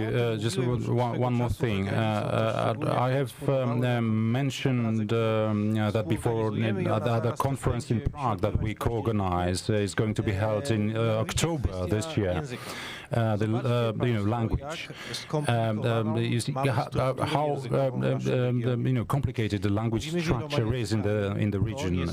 Plenty of languages, not the same linguistic group. Ugro-Finnish, the Slavic, the Romanian language has its own specific. Apart from the fact that we all learn English, and English is becoming the global lingua franca, and it's good that it becomes so. Well, apart from that, perhaps it would be worthwhile learning languages of the nations in the region. From the Polish perspective, to learn Slovak or Czech or Ukrainian is quite easy. And for Ukrainian language, the young generation simply doesn't know anything else than the Latin alphabet. Our parents know the Cyrillic, and they learned the Russian. Now this knowledge is non-existent, and there are plenty of signs in Ukrainian. I know myself the Cyrillic the alphabet, but imagine how much easier it is for me, who knows the Cyrillic alphabet, how easy it is for me to read the Ukrainian signs. And mind you, it's 2 nights, and you can learn the Cyrillic, and it helps you communicate and understand our friends. A simple step. Why can't we have linguistic or alphabet learning the workshops next year? Dobrze, proszę uprzejmie. I na przykład zajęcia językowe. And language lessons or language classes, just to pinpoint similarities and differences between our languages. That would help a lot, I believe. And this is a kind of specific nature of the region. There are plenty of groups of languages, and it's quite complicated. Prośba o ostatni głos. Thank you. And now, I would like to thank the doctor for the friendly remarks. And let me just shoot back with some remarks from our delegation. Again, thank you very much for your hospitality. And when we communicated, when you communicated the program, the agenda to us, we were unsure what to present, but finally, one of our students, started asking questions. And she, tried to clarify with you. And I hope that you weren't disappointed with our preparation. We delivered presentation in English. Perfect language skills, both in Polish and in English, and all delivered by our students. Our songs delivered in a perfect way, in good quality. So my suggestion is that each nation should have a presentation, all the customs, habits, traditions, and we suggest that, again, just following our model, presentation of a country, of a university. We, of course, know which countries attend, but we don't know the details. So perhaps we should have designations with flags, for instance, where we are from. We can organize the dancing and singing the classes or workshops, and just as the possible outcome of the conference, perhaps a paper could be published. With my experiences of the Erasmus Plus programs, then the first assignment that I got was to give a presentation about my country. So perhaps we can copy that. And then languages. I have a personally prepared program to be perhaps presented next time at the next edition with the traditions, the customs of Ukraine. So I also prepared a book of law for the Ukrainian students of social sciences in 3 languages: Polish, Ukrainian, and German. So together with a friend of mine from the University of Rzeszów, Liza Lewicka, and a lot of people have used this workbook on Ukrainian law. So for instance, we are short of information on Schumann's Thought Institute itself. So now we have just a booklet, but perhaps it's not enough. Now I would like my students Liliana, then Katarina, to speak out as well. And again, thank you very much.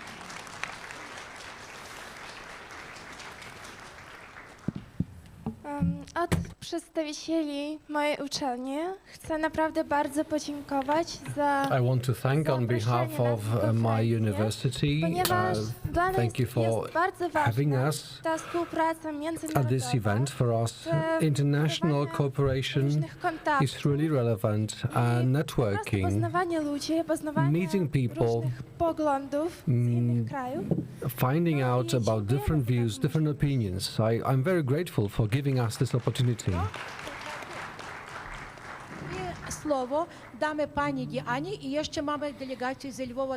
And we have also a delegation from Lviv. They would like to say a few words of thanks in English. Okay, but first, again, thank you so much for your invitation. I feel like home in here, although there are language differences. I think I understood everyone. I even tried to teach some people some Ukrainian. So I'm looking forward to some language workshops next time. I really like the atmosphere here. Maybe the conference was getting lengthy sometimes. It was too scientific, too serious. Maybe we should do more cooking. We can try to learn from each other from this perspective. Maybe we can learn dances from different countries. We can learn poems or songs. When I heard about this forum for the first time, my idea was to propose an evening session of reading poetry. We have a lot of new Ukrainian poetry about war heroes. So I would like also to spend time this way. When we meet again next time, we should consider also such options. Jeszcze 2 słowa.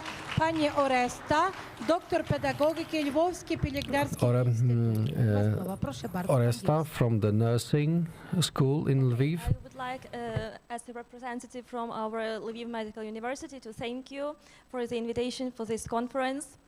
Actually, we are for the first time at this conference, and students who are with me are very satisfied with it. I think that the combination of those official and unofficial meetings were really a very good idea. And we also liked that there were such opportunity to see some a historical film yesterday, and to get acquainted with other traditions, and to demonstrate as well our traditions. So I think that we will be really very pleasant when we will be invited for the next time for this conference. So I wish you a good cooperation in future, and thank you very much.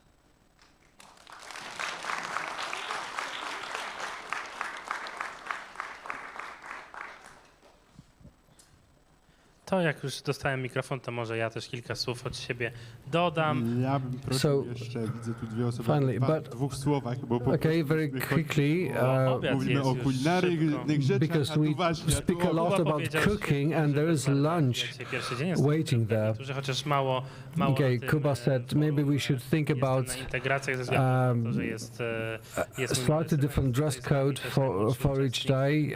Agreed, although it's my first day in a jacket, so sorry for that. I was hosting a panel earlier today. By the way, I have my kids with me here. I'm not saying we should bring kids next time, but certainly networking should come first, and also maybe some more sightseeing next year. Maybe some shooting exercises, because we have a shooting range nearby. So every time when I help with such events like this, I always tell the participants, if you come next time, if you want to join us next time, bring at least one extra person from your country, or try to convince at least one person from your neighboring country. Then it would be twice as many of us next time, or even 3 times if you bring a neighbor from another country. And this is great on our way to building cooperation and strategic partnership in this part of Europe. I only want to say one word. Unfortunately, I only know one word in Ukrainian. But having heard how many of you came from Ukraine, especially in this time, coming from your neighboring country, from Hungary, I just want to say one word to our Ukrainian guests. Дякую. Thank you for coming.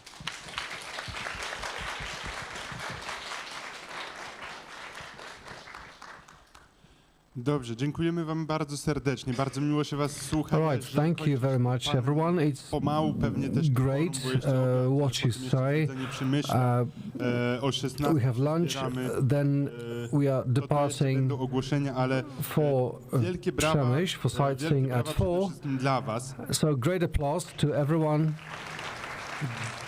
Dziękujemy i zapraszamy oczywiście za rok, bo tutaj się pojawiły. Thank you and see you next year, and I believe more people will come. Of course, everybody here is invited to join us next time. Bardzo dziękuję też moim panelistom. I want to thank the speakers on stage. Thank you. Jeszcze oddaję mikrofon na ogłoszenia. And some housekeeping announcements. Kończy się już, kończą się już panele, forum nie Thank you all. The forum is not over yet officially.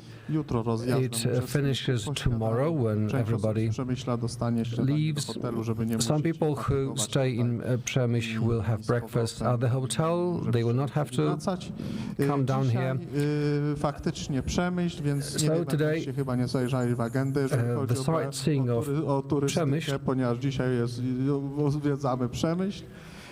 Autokary będą podstawione o 15:30. The buses will be here at 3:30. Przekażcie tym, którzy w tym momencie pewno robią. If not everybody is here, let them know. Tak, więc probably they are networking at the moment, so let them know. Przekażcie, że The buses 2 autokary będą will be waiting będzie przewodnik. at the hotel wszystko at 3:30 with guides. No i zakończymy Everything is already arranged. Taką uroczystą biesiadą. We will close niektórych jest to the forum with a feast, so a very official supper at the table, but I prefer the word feast. Zapraszamy Państwa, dziękujemy jeszcze raz, dziękujemy prelegentom. Stay with us. Do zobaczenia za. Thank you to speakers and the audience, and see you next year.